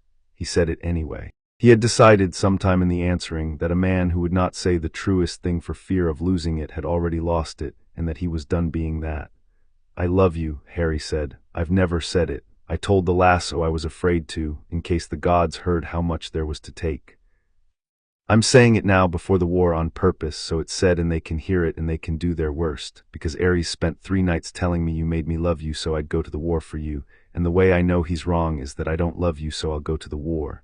I'd love you exactly this much if there were no war at all. That's how I know it's mine. I love you, Diana. You're my mother, the one I got. I keep my promises and I'm telling you the truest one I have. Whatever happens out there, that was always going to be true, war or no war, gods or no gods, there. Now you ask me an easier question. You've still got wisdom and I've still got mourning. And Diana, who had not slept in 3 days, who had stood at the bottom of 100 cliffs, who had walked up a garden path in the rain 9 years before, and found the whole unexpected rest of her life sitting in the cold, put her arm around her son on the roof of the white house above the harbor and pulled him in against her side the way she had on the deck of a fishing boat when he was 6 and weighed almost nothing. And she did not say it back because she did not have to. She had been saying it back for 9 years, in every morning question and every true answer, and every night she did not sleep, and he knew it, and the not saying was the most comfortable thing either of them had ever shared. My easier question, she said at last into his wild hair, is this. When we come home from the war and I teach you to fish, are you going to let me win the first time, or are you going to use the air? I'm going to use the air, Harry said. Obviously, Antiope says spend the air. Antiope, said Diana, is going to get us all killed. And they sat on the roof and laughed in the gold morning with a war on the horizon, and it was the last wholly happy hour either of them would have for a long time, and they both knew it, and they spent it well, which is the only thing anyone has ever been able to do with such an hour. They went down to the bay at dawn the next day, where the way had been prepared. The whole city came down to the quay to see them off, as the whole city had come down to see them arrive 9 years before, except that the silence on the marble this time was not the silence of a wall deciding whether to bend. It was the silence of a family watching two of its own walk toward a war, and it was a heavier silence and a prouder one. Antiope was there with a wrapped bundle she pressed into Harry's hands without ceremony, which proved to be a blade of the island's making, sister to the one Ayla had given him, and she said only, "Spend the air, trust the steel. Come back and beat me, you have run out of excuses," and turned away fast, because Antiope did not weep with joy until the day he beat her and had sworn it, and meant to keep the oath even now. Mala held on to him longer than the others and said into his ear the thing that friends say, which was nothing wise at all, only "Don't you dare, don't you dare, don't you dare," over and over, which meant "Don't you dare not come home," and he held her back and said, "I won't, I swear, get the tide right for the cove, I'll want it the day I'm back," and that was their whole goodbye, and it was complete. Ayla clasped his forearm warrior to warrior and said, "I was afraid of what you were for 7 years, and I will be afraid for you for however long this war runs, and that is the better fear, and I am not ashamed of it." And Philippus saluted him, general to champion, and Epione pressed a small jar of something into Diana's hands and murmured a healer's instructions, and Menelip said nothing at all, only looked at Harry with her half-blind eyes for a long moment and then nodded once, as though confirming something she would not share, which from the oracle was either a blessing or a warning, and was probably both. And last, Hippolyta in her crown came down the marble steps as she had come down them 9 years before to a fisherman's boat and a thin, frightened child, and she did not take his face in her hands this time, because she had said the grandmother's part already, and a queen does not say a thing twice in front of the whole city. She only looked at him, the foundling she had been afraid of, the champion the gods had named, the grandson she had decided to love past all her good sense, and she said, in the queen's voice that carried to every corner of the quay, so that the whole nation heard it and would remember it, "Go and stand in the door, Alethea born. Themyscira does not leave the wounded where they fall, and the grey world is wounded, and you are ours, and so the grey world's wound is ours now too, because you are going to make it so, and that is the proudest thing this island has done in 3,000 years. Stand in the door, hold the line, and come home through that wall, because there is a girl who has promised to get the tide right for the cove, and an old woman who will use up the last of her patience refusing to weep until she sees you again." She lifted her hand, and the whole army of bright women lifted theirs, 200 spears flashing up at once in the dawn, the salute the Amazons gave only to their own going to war, and Harry Potter, who had come to this shore the thing the world threw away, walked out toward the wall of cloud as the thing the world most needed, with his mother at his side and a goddess's name in his heart and the whole island's salute at his back, and the bruise on the wall ahead of them pulsed once, dark, like a thing that had felt them coming, and the boat slid out across the bright bay toward the grey world and the war and the god who was waiting in it. Chapter 5 and Chapter 6. Man's world. The grey world was louder than Harry remembered, and greyer and more crowded, and he loved it more than he expected to, which troubled him until he understood why. They came ashore on a cold English morning in a fishing harbor not unlike the one where Diana had lifted a mast 10 years before, and the moment Harry's feet touched the grey world's stone the whole of it came up at him at once. Petrol and frying fat and wet wool, gulls fighting over a dropped chip, a radio somewhere playing a song about a love that had not lasted, 2 men arguing about a parking space with a passion the matter did not deserve, a baby crying, a woman laughing at something on a telephone, the sea the same green as Themyscira's and the sky a different grey entirely, low and bruised and busy with weather. It was ugly. It was loud. It was so densely, helplessly alive that Harry stood on the quay and felt his throat tighten, and Diana, watching him, said quietly, "Tell me what you feel. The morning question in reverse, I will answer it if you cannot." "I feel like I shouldn't love it," Harry said. "It's everything the wall keeps out. It's grabby and ugly, and those 2 men are about to come to blows over a square of road. The island is more beautiful than this in every single way." He watched the arguing men and the baby's mother bouncing it and the gulls. "But the island is finished, Diana. It's perfect and it's finished. Nothing there is allowed to go wrong, so nothing there is being saved. And this," he gestured at the whole loud grey morning, "this is nothing but things going wrong and being saved and going wrong again, all at once, everywhere, 1,000 small rescues a minute that nobody notices. That woman just saved that baby from crying by bouncing it. Those men are going to save their own argument by laughing in a second. Watch," and the 2 men did abruptly, both at once, a laugh breaking the standoff. "There. I shouldn't love it. It's not noble, but it's where the work is. The island taught me what the work is, and then it had no work left to do, and here's a whole world that's nothing but work, and I think," he stopped, the size of it catching up to him. "I think this is what I'm for, not the island. The island is what I'm from, this is what I'm for." Diana did not answer for a moment. When she did, her voice had the particular roughness it took on only over the things that moved her most. "I came up out of the wall 100 years ago and stood in a harbor like this one and felt exactly what you're feeling," she said, "and I have never been able to put it into words as well as you just did, and I am 4 times your age." "The gray world is not lesser than the island, Harry. It is younger. It is the island before it grew its wall, still making every mistake, still able to be saved. We did not raise you to look down on it. We raised you to come back into it and roll up your sleeves." She set her hand on his shoulder and turned him gently toward the inland road. "Come, there is a man who has been waiting 10 years for the chance to see what you became, and he has not had an easy decade, and I think the sight of you will do him good before the war takes the rest of his strength." They went inland through the gray world, and Harry could not stop looking at it. They passed a school letting out, a flood of children in identical jumpers, shouting, free, none of them aware that they were the most ordinary miracle in any world. They passed a man asleep in a shop doorway with a dog curled against him for the warmth, and a woman who stopped as they watched and crouched and left a paper cup of tea by the sleeping man's hand and went on without waking him. A small rescue, unnoticed, the kind Harry had told Diana the gray world was made of. They passed a churchyard where someone had planted flowers on a grave so old the name had worn off the stone, tending a sorrow whose shape they could no longer read, and Harry stopped at the low wall and looked at it for a while. "On the island," he said, "nobody dies who isn't a warrior, and the warriors die in their time already, and we sing them down, and it's beautiful and it's finished. Here," he nodded at the worn stone, "the fresh flowers. Here somebody's still bringing flowers to a person whose name the rain took hundreds of years on, and they don't even know who it is anymore, and they do it anyway. That's not on the island, Diana, that exact thing. Loving something past the point where you can even read its name. The island's too perfect for it. You have to be a little bit broken to do that, and the gray world's broken all the way through, and so it does it constantly, everywhere, all the time, and nobody notices."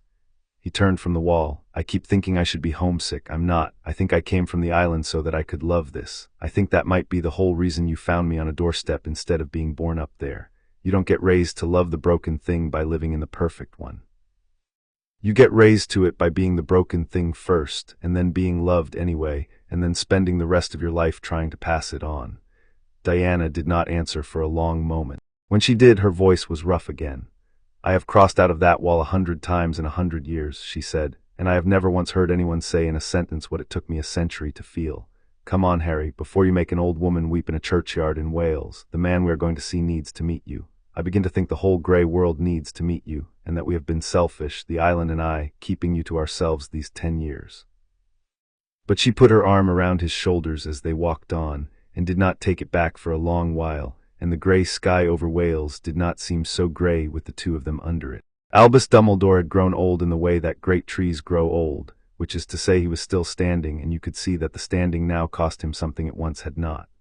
They found him in a ruined village in the West Country, in a cottage that the Order of the Phoenix used as one of its shifting refuges, and the war was written all over him before he said a word. His hand was blackened and dead to the wrist, wrapped in cloth he did not trouble to hide. His robes, once the deep blue of a winter evening, were a soldier's robes now, scorched at one hem, mended at the cuff. And his eyes, when they came up and found Harry in the cottage doorway, did a thing that Harry would remember for the rest of his life.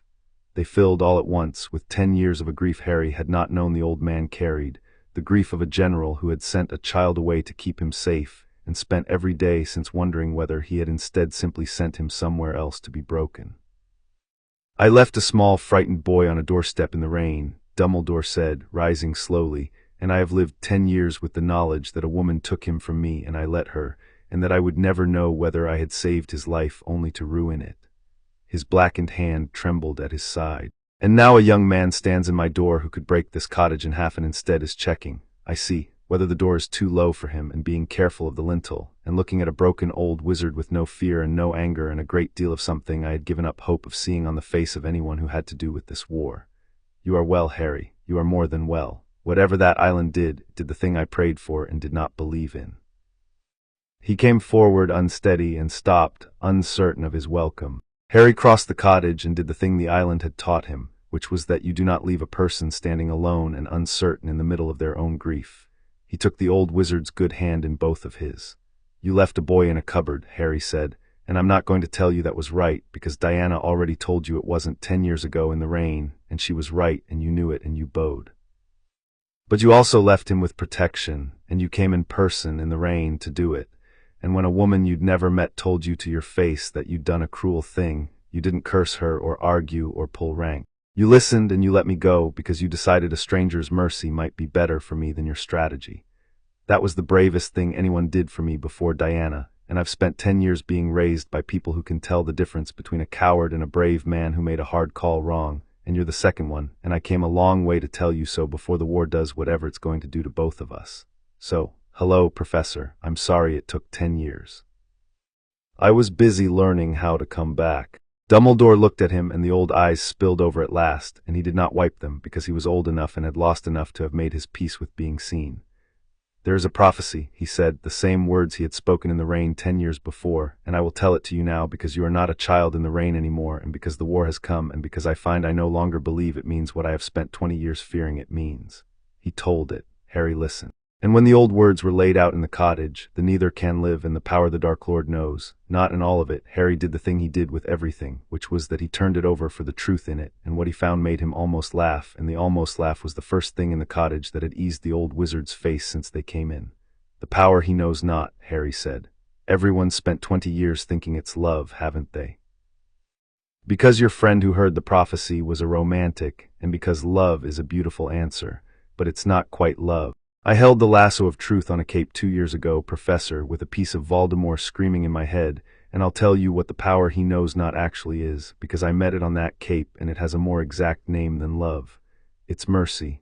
Love he knows about, he's afraid of it, he can't do it, but he knows it exists. Mercy he has never once seen, because mercy is the strength to hold the worst thing in the world in your hand and choose not to crush it, and he has spent his whole life believing that strength and crushing are the same word. The thing he knows not is that they aren't, that you can be strong and not crush. The Amazons have known it for 3,000 years, it's carved over their infirmary door. He doesn't know it exists, and neither does the thing that's standing behind him with its hand on the bellows, the thing that's been blowing your war into a blaze, the thing none of you can see because it's older than wands. Harry looked at Dumbledore steadily. "You're losing this war, Professor, and it's not because Voldemort is winning. It's because something is making the war bigger than Voldemort, faster than any one wizard could. Your battles are getting worse. Your own people are turning on each other in ways that don't make sense. People are choosing the cruelest thing in rooms where the kind thing was right there. Yes, you felt it, a wrongness on top of the war like a hand on the scale." Dumbledore had gone very still. "Yes," he said quietly. "I have felt it and named it nothing because I had no name for it that did not sound like an old man's excuse for losing." "It has a name," said Diana from the doorway, where she had stood the whole time letting her son do the thing he had been raised to do. "It is my oldest enemy, and I believed I had ended him a century ago, and I was wrong. His name is Ares. He is the god of war, and your wizard's war is the largest harvest he has found in an age, and he means to blow it from a war into a cataclysm that will cover this continent and burn for a generation and feed him until he stands restored over the ash. Voldemort is not your true enemy, Albus Dumbledore. Voldemort is a man, and men can be beaten. Voldemort is the instrument, Ares is the hand. And we have come out from behind a wall that has hidden my people for 3,000 years, because my son is the one soul in any world who can answer a war god, and the only way to answer him is to go to the war and stand in it. So, tell us where the war is worst. That is where the hand is pressing hardest, that is where we are going. But the grey world was not the island, and Harry learned the size of that difference the same night in the back room of the cottage, where the war taught him a lesson Themyscira could not have. The Order had taken 3 prisoners in a skirmish that week, masked men caught in the act of murder, and they were held in the cellar, and there was an argument about them, and Harry walked into the middle of it. A scarred veteran of the war, a man called Moody with a turning false eye and a wooden leg and 40 years of loss behind him, was making the case that the Grey World's war did not have the luxury of mercy, that every Death Eater spared came back in a month and killed 3 more, that he had buried friends who had shown exactly the kindness Harry preached in the burning of Aberystwyth that was still to come, and that the island had raised a fine philosophy for a place that had never once had to bury its dead at the hands of the people it forgave.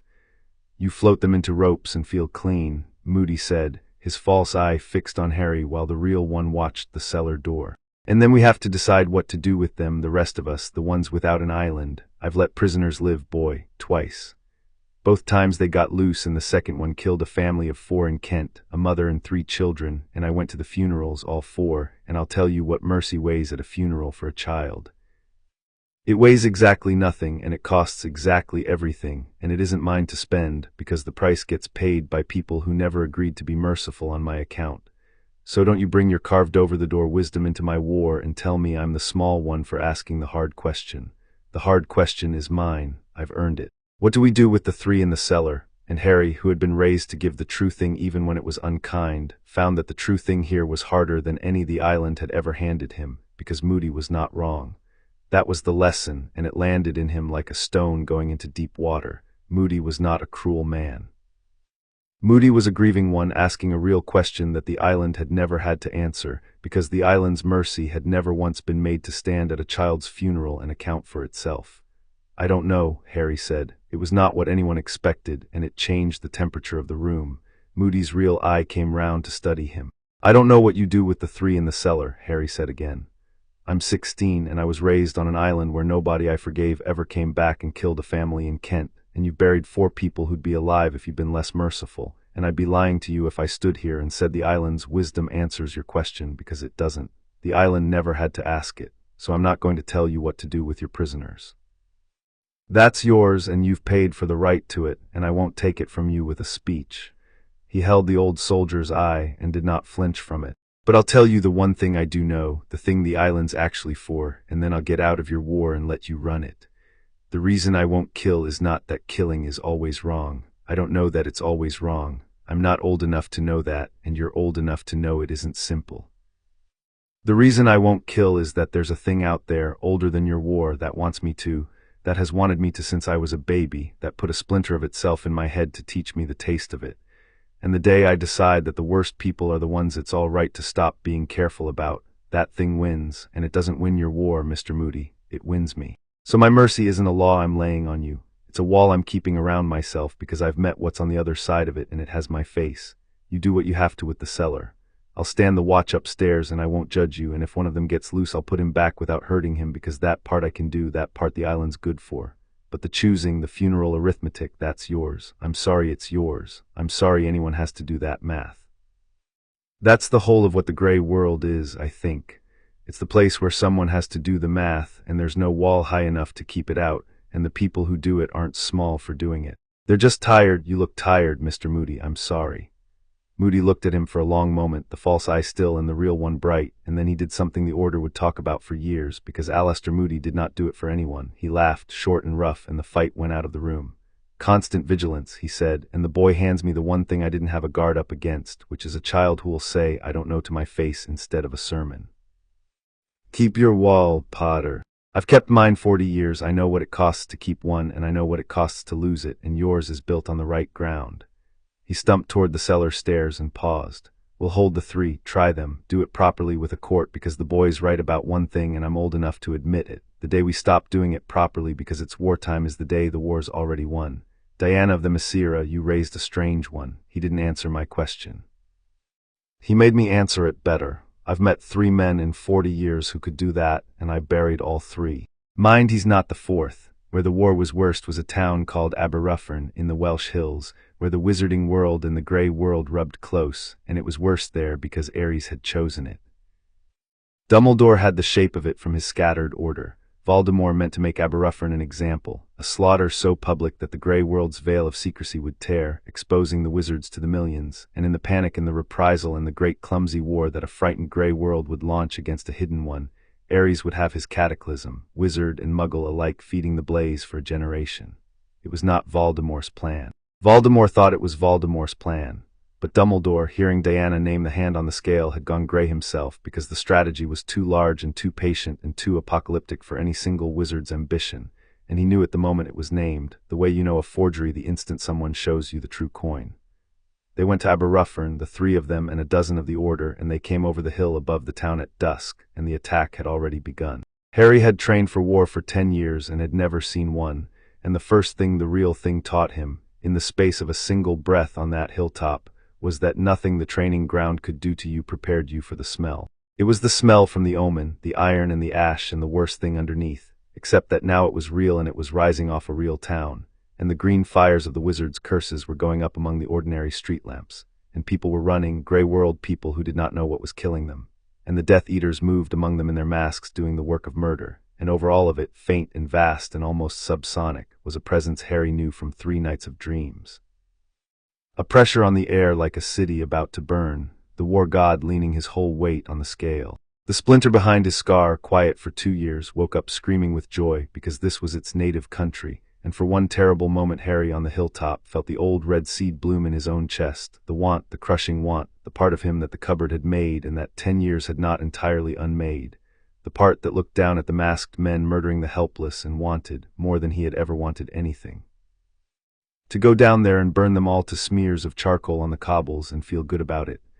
Harry, Diana's voice, beside him, low and certain. She had felt it, she had been watching for it, she had known the war god's first true weapon would be Harry's own righteousness turned to fury. Look at me, not down there, at me. The seed in your chest is real, and it is right that the murder makes you angry, the anger is yours and it is correct. But the want underneath the anger, the want to crush and enjoy it, that is the splinter and that is Ares and that is the door, and if you go down there to punish you are going down as his weapon and not as yours. So we are not going down to punish, say it back to me. We're not going down to punish, Harry said through his teeth, the want clawing at him. What are we going down to do? Save them, his voice steadied on the word, the want loosened the smallest amount. We're going down to save them, not to win, to save them, one at a time. The 1,000 small rescues a minute, that's the work, that's what I'm for. That is what you are for, said Diana and drew her sword, and it caught the green firelight in the dusk, and the lasso was bright gold at her hip. Then let us go and be what you are for and leave the punishing to people smaller than us. Stay at my side, save who you can reach. And Harry, when the splinter screams to crush, you already know what to do because you did it on the Cape. You do not fight it. You kneel to it and you tell it number it cannot make you do anything. It can only ask, and you have 10 years of practice saying no to it kindly. Now, down the hill, the work is waiting. They came down off the hill into Aberruffern, and Harry Potter fought his first battle, and he fought it the way the Amazons had taught him, which the grey world had never seen and did not, at first, know how to read. He did not kill. This was the thing that the Order noticed first, fighting alongside him, and that the Death Eaters noticed second, fighting against him, and that confused both of them equally. He came through the burning streets like weather, his island blade in one hand and his power braided through every motion. And where a Death Eater raised a wand to murder a fleeing family, Harry was there, and the curse went wide because the air had moved, and the wand was suddenly across the street because the air had taken it, and the masked man was suddenly on his back on the cobbles, disarmed and bound in cords of moved air and entirely unhurt, blinking up at a young man who had just taken him out of the fight as easily as taking a toy from a child and had not so much as bruised him. Harry did this 11 times in the first quarter hour. He did not kill one of them. He took them out of the war gently, irresistibly, and moved on to the next family, the next rescue, leaving behind him a trail of bound and bewildered murderers who had expected to die and had instead been spared by a young man who was already gone, already 3 streets on, already pulling a child out from under the body of a fallen street lamp and turning the lamp's fire to harmless light in his hand as he did it. The grey world people he saved did not understand what he was. They saw a young man come out of the smoke who turned the green fire away from them with a gesture and put himself between them and the masks and never once stopped to be thanked. A grandmother he carried out of a collapsing shop tried to give him her wedding ring, the only thing of value she had, the way the fisherman had tried to give Diana money 10 years before, and Harry did the thing he had watched Diana do. He closed her hands around the ring and said, "Keep it, you'll want it tomorrow, go up the hill, there are people up there who'll keep you safe," and was gone before she could argue, and the grandmother went up the hill and lived and told the story for 30 years. Not all of it could be saved, and that was the second thing the war taught him, harder than the first. There was a girl at the mouth of an alley, younger than he was in the grey world's ordinary clothes, who had run the wrong way in the smoke, and a curse found her before Harry's moved air could find her, and she went down between one of his strides and the next, and he reached her and there was nothing in her left to reach, and he had perhaps 2 seconds to kneel in the road and close her eyes before the next family needed pulling from the next fire. 2 seconds was all the war gave. He took them. He closed her eyes and he did not know her name, and he got up and went on, because going on was the work and stopping was a luxury the burning street could not afford. And the splinter behind his scar fed on that, on the unbearable arithmetic of it, on the girl whose name he would never know, and whispered that a world that did this to children did not deserve the mercy he was spending on its murderers. And Harry, mid-stride, going to the next rescue, said to it the thing he always said. "Not now, you're not mine, be quiet," and meant it, and grieved her anyway, and went on. He would carry her the rest of his life, the girl at the alley mouth. He decided somewhere in the going on that he would. Some weights you choose to keep because setting them down would mean they never mattered, and she had mattered for the length of a life to someone, and he would be the someone who remembered since he was the one who had been there. He found a Death Eater once in the chaos who was not fighting at all. The man had stopped in a doorway with his wand down and his mask askew, staring at his own hands, and when Harry came at him ready to bind him, the man flinched and said, in a young and broken voice, "I didn't know it would be this. They said it would be glory. They said we were saving our world. It's just children, it's just a street full of children." And Harry saw that the man was barely older than himself, and had been sold the war god's lie about glory the way every soldier in every war had always been sold it, and was drowning in the truth of it. Harry did not bind him. He took the wand from the shaking hand with a breath of moved air, gently, and he said, "Then stop. You can just stop, right now. Put the mask down and go up the hill and tell the people at the top what you just told me, all of it, and let them decide what you are, and you'll have started being something better than what you were an hour ago. That's the whole of it. There's a door and it's open the kind way. Go." And the man went up the hill weeping and took off his mask on the way, and that was a thing Ares had not counted on either, that a champion in the middle of a battle would spend half a breath turning an enemy back into a frightened boy, because a frightened boy who walks off the field is one less death in the harvest, and the harvest was the whole point. The Death Eaters, who had come to Aberystwyth to do murder and feed a war god, found themselves fighting a thing they had no curse for. You cannot make a martyr of a man who will not kill you. You cannot feed a war god on a battle where one side keeps refusing to do war. Harry took them apart not by killing them, but by simply, relentlessly, removing them from the violence and declining to add to it, and every murderer he spared was a fire that did not catch, a death that did not feed the blaze, a scale that did not tip, and slowly, street by street, the attack on Aberystwyth began to do something attacks are not supposed to do. It began to lose its heat, not because the defenders were winning. Because the champion in the middle of it kept turning war back into rescue faster than the Death Eaters could turn rescue into war, and the war god leaning on the scale felt his harvest going cold under a boy's stubborn mercy, and for the first time in an age, Ares grew truly afraid. And so Ares stopped leaning on the scale and came down into Aberystwyth himself. Harry felt it before he saw it, the pressure on the air resolving, gathering, taking on weight and shape, the subsonic dread of 3 nights' dreams condensing out of the smoke at the end of the long market street. And the fighting died around it, both sides, the Order and the Death Eaters alike falling silent and still and afraid, because a thing had walked into the battle that was older than wands and older than the Amazons and older than mercy, and every creature with a drop of war in its blood knew it on sight. He was beautiful, which Harry had not expected. The dreams had given him a voice like a city burning but no face, and the face, when it came out of the smoke, was beautiful the way a sword is beautiful, a clean, terrible perfection with nothing soft in it anywhere, helmed in bronze that was not bronze, tall as a doorway, and his eyes were the orange of a town on fire seen from a great way off. And when he looked at Harry down the length of the burning market street, the whole war held its breath. "Champion," said Ares, and his voice in the waking world was worse than in the dreams, because in the dreams it had been only in Harry's head, and here it was in the stones and the smoke and the marrow of everyone standing. "You have cost me a great deal this evening. Do you know I had not felt fear in 900 years. I had forgotten it was unpleasant. You have reminded me. I find I want to return the favor." Diana was suddenly at Harry's side, her sword up, the lasso loose in her hand, and her voice when she spoke had a fury in it that Harry had never once heard 100 years of it. "Get away from my son, Ares." "Diana." The war god inclined his beautiful head. "Little sister. You killed me once. Did you know that? You believed it. You did not. You cannot. A god of war cannot be killed by a daughter of peace. You only sent me down to smoke and patience, and I have used the century well, and now you have done me the great kindness of bringing me the one thing I have wanted for 10 years, gift-wrapped, all the way out from behind your precious wall. Did you truly think you could raise a champion against me and I would not simply take him? He has my splinter behind his eyes. He has my anger in his blood. The cupboard put it there before you ever found him. You only painted over it. And tonight he has stood in a war for the first time and felt the joy of it. The splinter felt it. I felt the splinter feel it. He is not your son, Diana. He is my unfinished work, and I have come to finish it." And Ares turned the full weight of himself onto Harry and reached, not with his hands, but down the old road of the splinter, into the scar and pulled. It was nothing like the dreams. The dreams had whispered, this tore. Harry felt the door he had closed on the cape 2 years before, the door he had knelt at and held the screaming splinter quiet behind.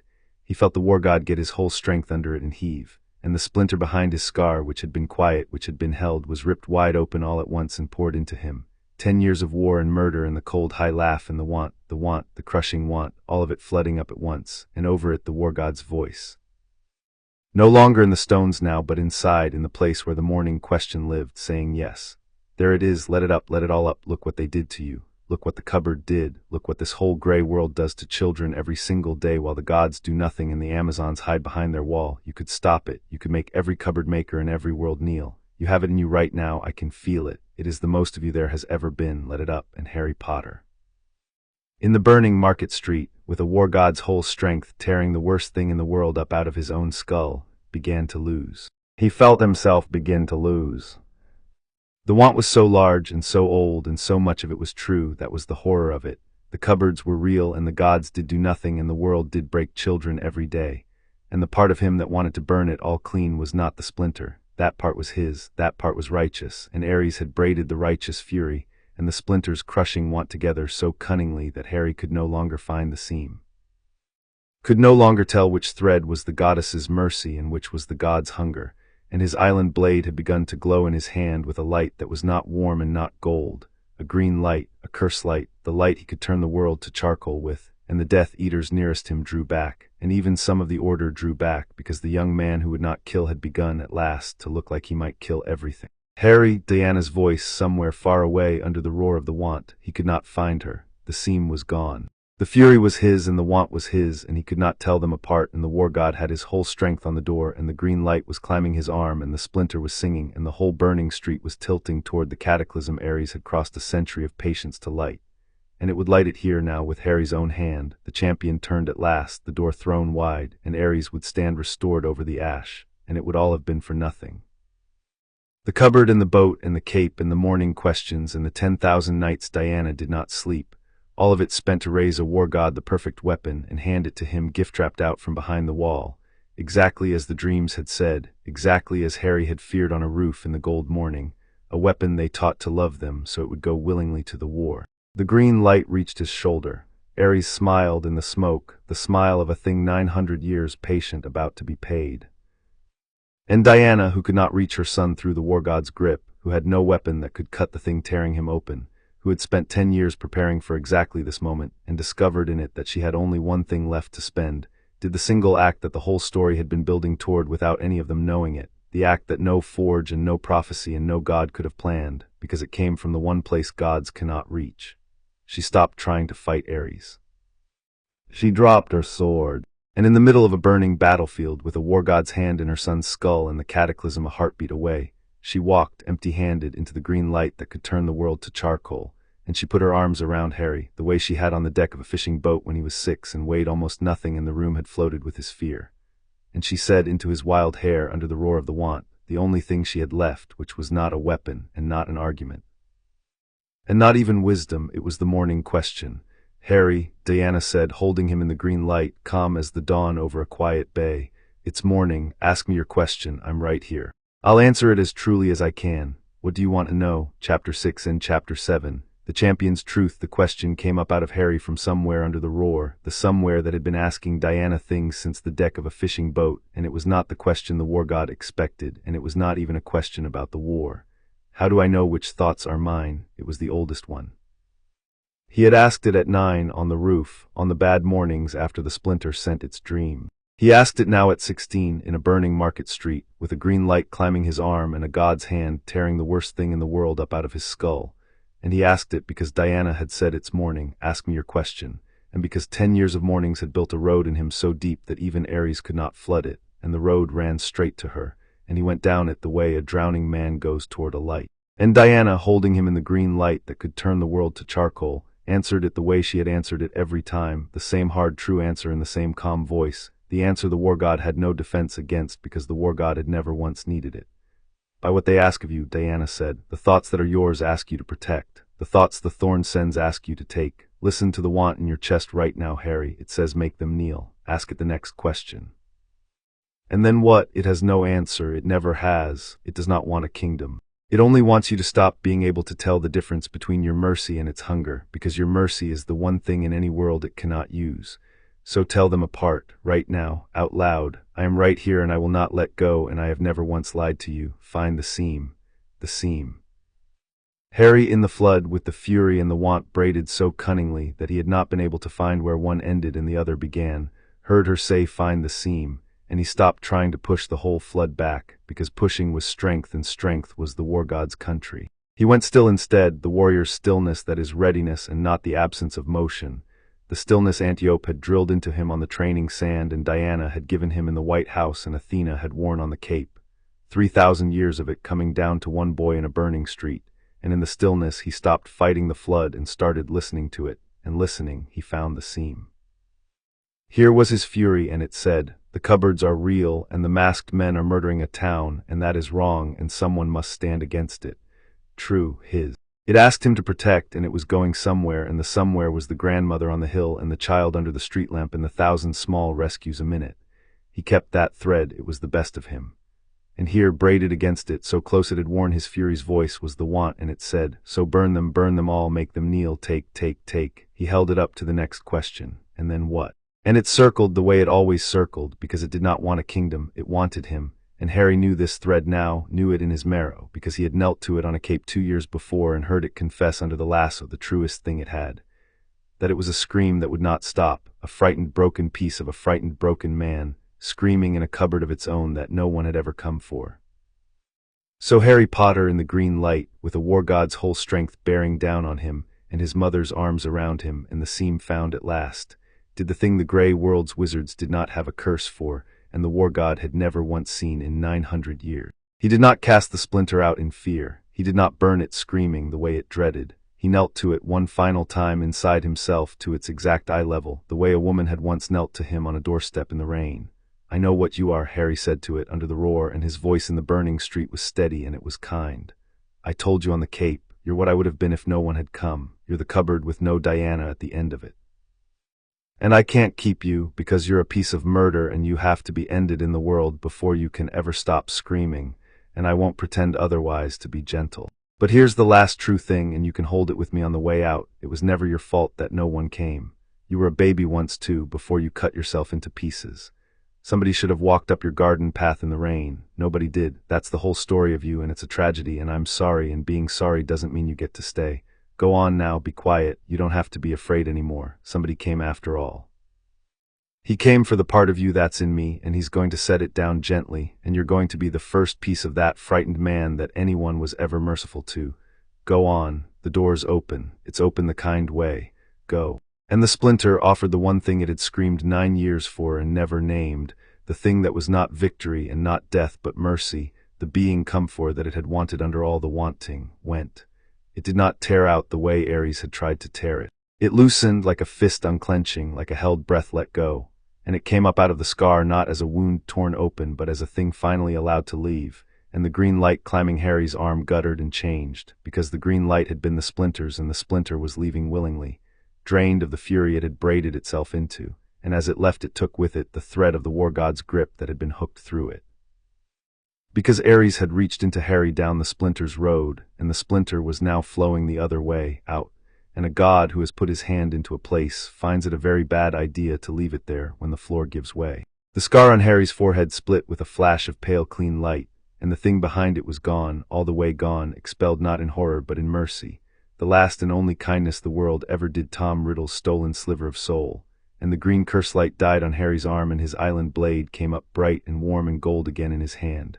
And Ares, who had had his whole strength braced against a door that suddenly was not there, stumbled in the smoke. For the first time in 900 years, that, said Harry, straightening in his mother's arms in the cleared circle of the burning market, is the power he knows not. Did you feel it, Ares? I had your whole hand in my head. You felt exactly how I got the splinter out. Tell me you felt it. The war god had recovered his footing, but something in the beautiful, terrible face had changed, and Harry, who had spent 10 years learning to read the unreadable women who raised him, read it now on the unreadable god. Ares had felt it, and Ares had not understood it, and not understanding was a thing that had not happened to Ares in an age, and it frightened him. You spared it, Ares said. The orange eyes had narrowed. It was a piece of your murderer. It was a knife in your own skull. You had it in your hand beaten, and you could have ended it in fury and been right to, and instead you knelt to it and called it a tragedy and let it go gently. Why, there is no advantage in it. It cost you. I watched it cost you. Why? Because that's what the strength is for, Harry said. He stepped out of Diana's arms gently and squeezed her hand once before he let it go, and he walked down the burning market street toward the god of war, 16 years old, with a goddess's name in his heart and his island blade bright in his hand and no fear in him anywhere, because he had just done the hardest thing he would ever do, and everything after it was easier. That's the thing carved over the infirmary door on the island you've been trying to break for 10 years. Strength turned only ever to mercy. You think mercy is weakness. You've thought it for 900 years. It's the one thing you've never held, so you don't know its weight, and Athena told me on a cape that you can't learn to parry it because you've never once picked it up. So here's what's about to happen, war god, and I'm telling you straight because the Amazons raised me to give people the true thing even when it's unkind. You came here to light a cataclysm. You needed a spark, one atrocity public enough to tear the veil and set two worlds at each other's throats for a generation. And you can't have it, not because I'm going to kill you. Athena told me a thing ended by a god frees no one, and I'm not a god, but I think it runs the other way too. And a god ended by me would just teach this whole town that the way you win is to kill the biggest thing in the room. And I'm not going to teach them that because it's a lie, and it's your lie, and I won't carry water for you on the day I beat you. I'm not going to kill you, Ares. I'm going to do something worse. I'm going to take your war away from you. Watch. And Harry turned his back on the god of war, which no one had done in 900 years, and lived, and he walked back up the market street into the heart of the battle, and he began in front of Ares to put the war out the way he had put out the lighting festival when he was 11. He did not fight. He saved. He went through the burning streets of Aberruffin, and he pulled the living from the rubble and turned the green fires to harmless light and bound the murderers gently and set them aside. And where the order fought he steadied them, and where the grey world people ran he turned them toward the hill, and every single thing he did was a rescue and not a blow. And the war god stood in the market and watched his cataclysm refuse to catch, because a cataclysm is made of escalation. Of each side answering the last cruelty with a worse one, and there is no escalation in a battle where the largest power on the field keeps declining to escalate and keeps, instead, simply and relentlessly, saving people. The spark would not light because the champion kept putting water on it, faster than anyone could strike flint, and the Death Eater's atrocity, which was supposed to tear the veil between worlds, was being unmade in real time into a story the survivors would tell about the night a young man came out of the smoke and would not let the town die, which is the opposite of the story a cataclysm needs. And Ares felt his 900-year harvest going cold under a boy's stubborn mercy, and he understood. At last that he had lost, and a war god who is losing does the only thing a war god knows. He attacked. He came up the market street in a single stride, the bronze that was not bronze blazing, and he struck at Harry's unprotected back with a blow that could level a hill, the whole fury of the god of war in it, the answer to mercy that the god of war had always given and always would. And Diana was there. She had not picked her sword back up. She stepped between her son and the war god empty-handed, the lasso of truth uncoiling gold from her hip, and she caught the falling blow of the god of war not on a blade but on the golden rope itself, the rope that does not lie and does not permit a lie. And where the rope of truth met the fury of war there was a flash that lit the whole valley white, and the war god's blow stopped because the lasso had wrapped his striking arm, and Diana held it, 4 feet planted, and 100 years of will behind her. And she said in the white light with her son safe behind her, "You will not touch him, you never could. You have reached for him for 10 years, and every single time your hand has closed on nothing, because he was never yours, Ares. He was a child in the cold, and I found him, and the finding came before the prophecy and before the splinter and before your whole patient century of scheming, and you cannot take a thing with war that was given freely with love, because they are made of opposite stuff, and yours has always been the lesser. Harry, the lasso has him. It will not hold him long, he is a god, and I am only the daughter of one. But it will hold him long enough for the one thing left that can finish this, and it is not my thing to do, it is yours, and you already know what it is." Harry came and stood beside his mother, and he put his hand on the lasso of truth alongside hers, and the war god of 900 years was held, for one moment, in the grip of the rope that permits no lie, by the daughter of peace and the champion of mercy together, and Harry looked into the orange burning eyes and did the thing the lasso was made for. He did not strike, he made the war god face the truth. "You said you hadn't felt fear in 900 years until tonight," Harry said, quiet in the white light with the rope thrumming between them. "But that's not true, and you're holding the rope now, so you can't pretend, and neither can I. You feel fear all the time. You're made of it. That's the secret you've kept so long even you forgot it. War isn't strength, Ares. War is fear. It's the most frightened thing there is. Every war that ever started because somebody was so afraid of being hurt that they decided to hurt first. You don't feed on glory. You feed on terror, and you've called it glory for 900 years, so you'd never have to know what you actually are, which is the most frightened thing in any sky. A god so afraid of being small that he set whole worlds on fire to feel large. I know that fear. I had a splinter of it in my head for 10 years. I just let mine go gently out the door the kind way. And I can't do that for you because you're not a splinter and you're not mine and you're a god and gods don't get let go by boys. But I can tell you the truth the rope is making you hold right now, so that you have to carry it back down into the smoke with you. You will never win, not because you're not strong. Because the thing you're trying to beat isn't weakness, it's mercy, and mercy isn't the absence of your strength. It's a different strength, an older one, the one that was here before war and will be here after it.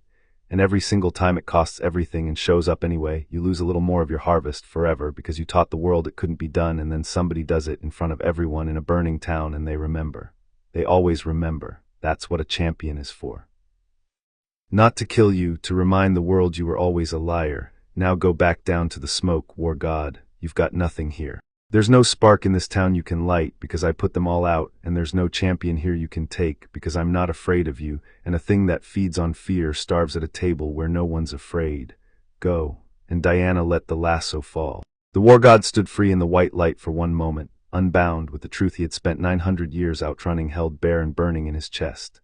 The truth that he was the most frightened thing in the sky, and he could not strike, because the young man was not afraid, and the mother was not afraid, and the rope had shown him there was no spark left in the whole town to light.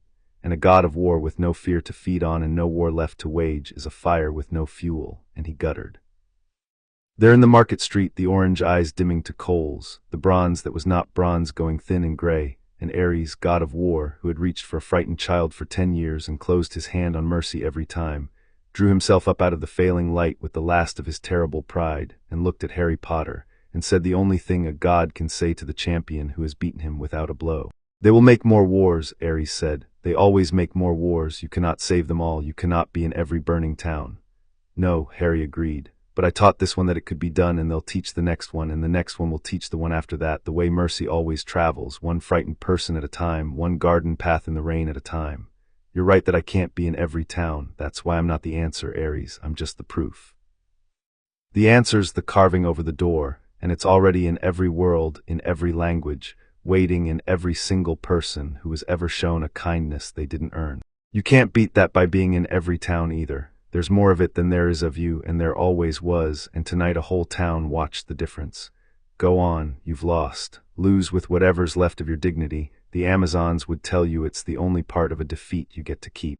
And the war god, with nothing left to say and nothing left to feed on, went out, the way a fire goes out, not all at once but all the way, the coals of his eyes dimming and dimming until there was only smoke where he had stood, and the smoke thinned and lifted and was gone on the night wind off the Welsh hills, and the white light died, and the burning market street of Aberruffern stood quiet at last under the ordinary stars. With the green fires out, and the murderers bound, and the living climbing the hill toward safety, and the cataclysm that a god had crossed a century of patience to light lay cold and unlit on the cobblestones, put out by a boy from an island who had learned that the lighting is easy, and the keeping is the lesson, and the putting out is the whole of the work. There was still the matter of the man. Voldemort had come to Aberruffern behind his masks to do the murder that would tear the veil, and he had felt his god go out, felt the strength that had been blowing his war into a cataclysm lift off the scale all at once.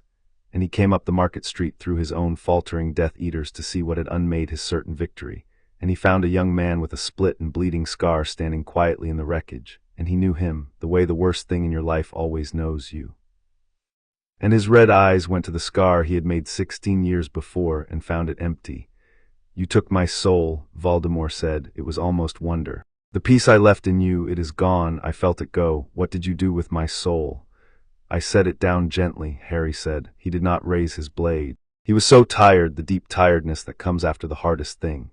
And he looked at the white, ruined face of the man who had murdered his mother and made the splinter and started all of it. And the strangest thing, the thing he would try for years to explain to Diana and never quite manage, was that he was not afraid of him, and he was not even in that moment angry at him, because he had held the man's frightened, broken sliver in his own hand an hour before and knew exactly what it was. And you cannot truly hate a thing once you have knelt to its eye level and heard it confess that all it ever was a scream that would not stop.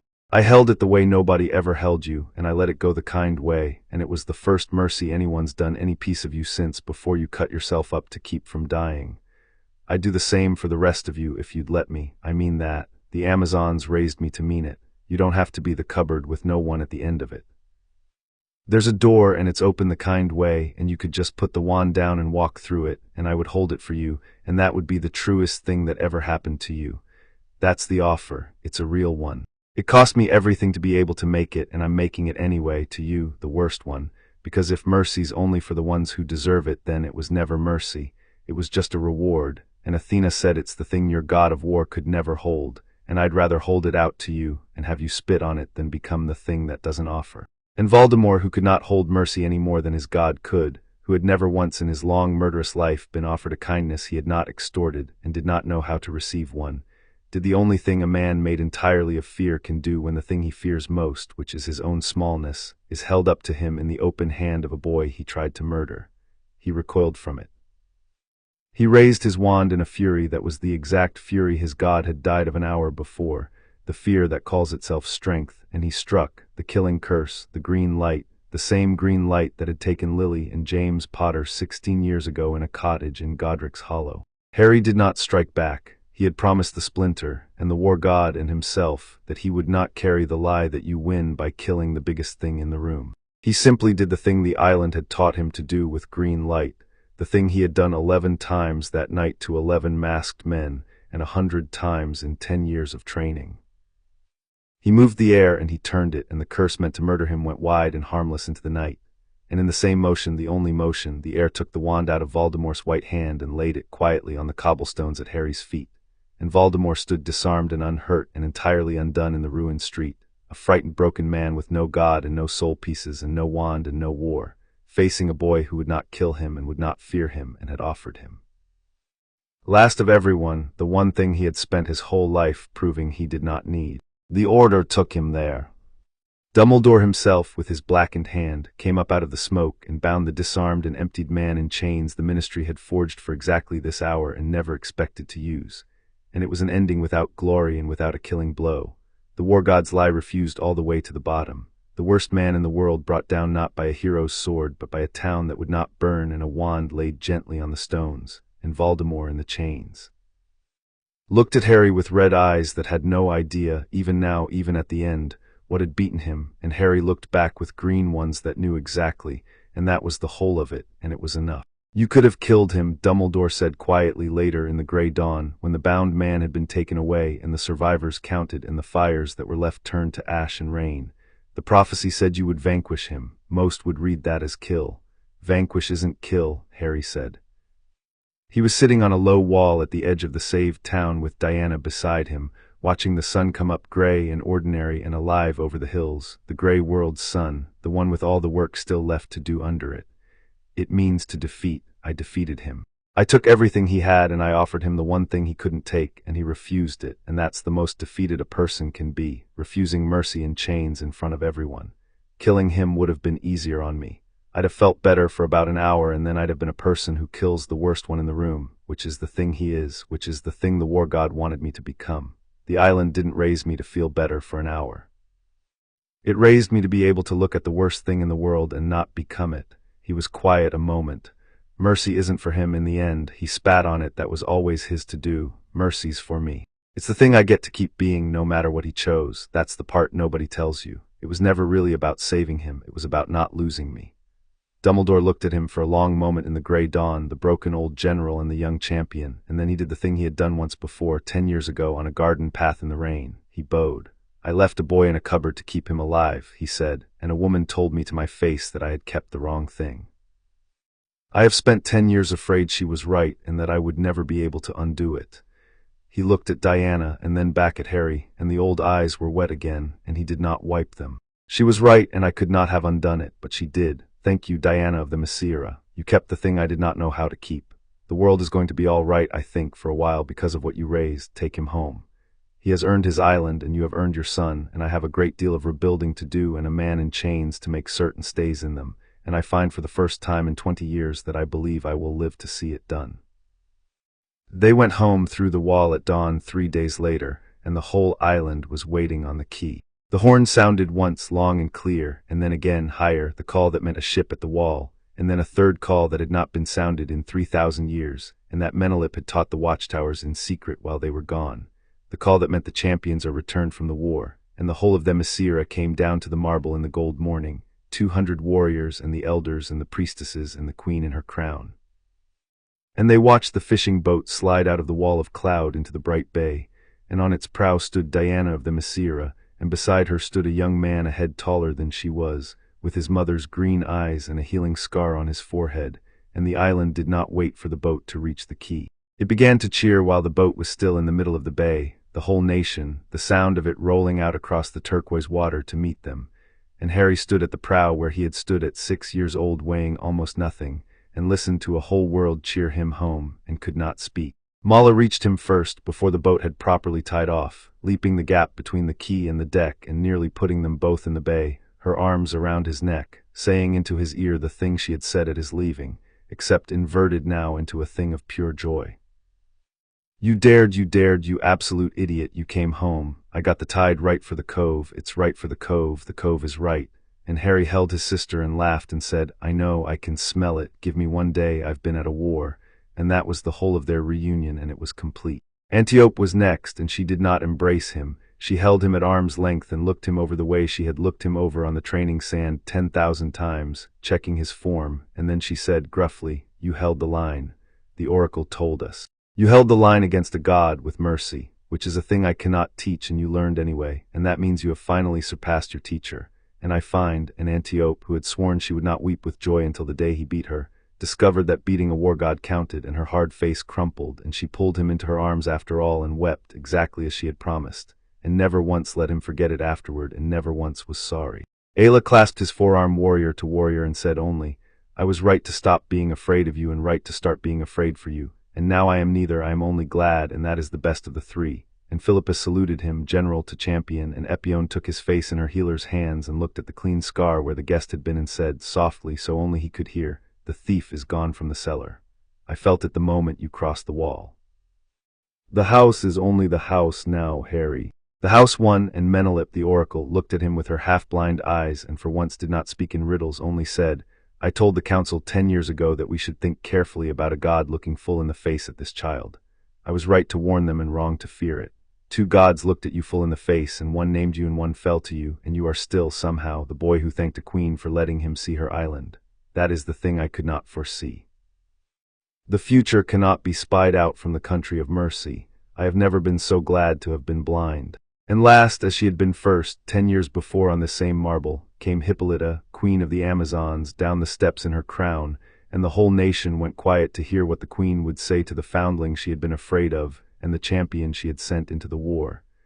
She did not say anything at first. She came and stood in front of him, the queen who had bent a 3,000-year law over a thin, frightened child on a quay. And she looked up at the young man that child had become, named by a goddess, victor over a god, returned through the wall as she had made him swear he would. And she took his face in both her hands, the gesture that had come down from Athena to Diana to her, and her own eyes, the regal eyes that had turned away the world's wars for 3,000 years, filled in front of the whole nation. And she let them because she was old enough and queen enough now to be seen. "I told you to come home," Hippolyta said, "and you came home. I told you I had used up the law's one exception in 3,000 years to raise a grandson, and that I did not think I would survive losing you, and you came home, so I did not have to find out. I was afraid of you once on this quay, 10 years gone. I want the whole island to hear me say now the last word on that fear, so that it is never spoken of again except as the queen's old foolishness. I was afraid of the best thing that ever came to the shore. The wall kept the world out for 3,000 years and made us safe and made us finished. And then a child came over it in a fishing boat with good manners and a borrowed sword, and he was the first unfinished thing this island had held in an age, the first thing that could still go wrong and still be saved, and we saved him. And in the saving he taught us what we had forgotten behind the wall, which is that a people who only keep themselves safe have stopped being worth keeping safe. You went out into the world we hid from, Alethea born, and you stood in the door, and you held the line with mercy against a god, and you came home, and you have made Themyscira larger than its wall for the first time in 3,000 years. The island is not finished anymore. You finished the finishing. Welcome home, my grandson. The hearth is yours, and the door is yours, and the morning is yours, and there is an old woman here who has run entirely out of patience, refusing to weep, and is going to embrace you now in front of the whole nation, queen or no queen, and the nation may make of it what it likes." And the queen of the Amazons embraced the foundling on the quay in the gold morning, and the whole island roared, and somewhere in the roar Harry found Diana, who had stood back to let her son have his homecoming. The way she had stood back at the bottom of a cliff and let him have his trial, the way she had stood in a cottage doorway and let him have his words with an old wizard, the way she had stood for 10 years just behind him and never in front, raising him toward exactly this. A moment that was entirely his and that she would not crowd. He went to her through the cheering crowd, the way he had gone to her down the road under the green light, the way he had gone to her every morning of his life, and he stopped in front of her, and the whole noise of the island fell away, and there was just the two of them. The woman who had walked up a garden path in the rain, and the child she had found in the cold, grown now into the thing she had seen in him on a doorstep before there was any prophecy or any name. "It's morning," Harry said. "I've got a question." "I know you do," said Diana. "You've had one every morning for 10 years. Ask it." "What do we do now?" Harry said. "The war's over. Voldemort's in chains. Ares is smoke on the wind. The splinter's gone and the house won, and I'm home through the wall like I promised. What's the morning question when there's no war left to be brave about? What do we do now?" And Diana, who had never once given him a soft lie in place of a hard truth, looked at her son in the gold light on the key of the only home either of them had ever truly had, and gave him the truest answer she had, which on this one morning, after everything, happened to be the softest thing in the whole world. "Now," Diana said, "I teach you to fish. I have been putting it off for 10 years, because I told you once that the day you could fish you would not need me to do anything at all, and I want it to be needed a while longer, and I have been, and it has been the great honor of a very long life. But you are home, and the war is over, and you are a man now, and a goddess named you, and a god fell to you, and you do not need me to be brave for you any more. So it is time.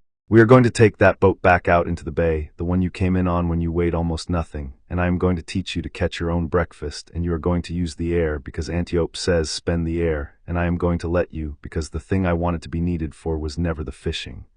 It was the mornings, and we will still have those. We will have those for the rest of our lives, you greedy thing, the morning question every dawn, you and me on the roof of the White House, with no war in it anymore, just the sun coming up out of the sea, and a boy who is finally only a boy, asking his mother a question, and a mother who has all the time in the world now to answer it.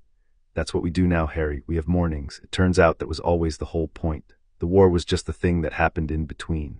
Come on. The tide's right, your sister says, and I want to be on the water before the city wakes, so that the first thing you catch in your whole free life, nobody sees but me." And they walked down the quay together through the roaring grateful island, the champion and the woman who raised him, toward the fishing boat in the bright bay, to go and catch a breakfast in the gold morning of the first day of the rest of a life that no cupboard and no prophecy and no god had been able to take. And behind them the whole of Themyscira stood in the sun and watched them go, and the morning was theirs, and it always would be, and that was the answer, and it was true. And they tested it every dawn for the rest of their long and ordinary and entirely extraordinary lives, and it never once failed them. Chapter 7 ends.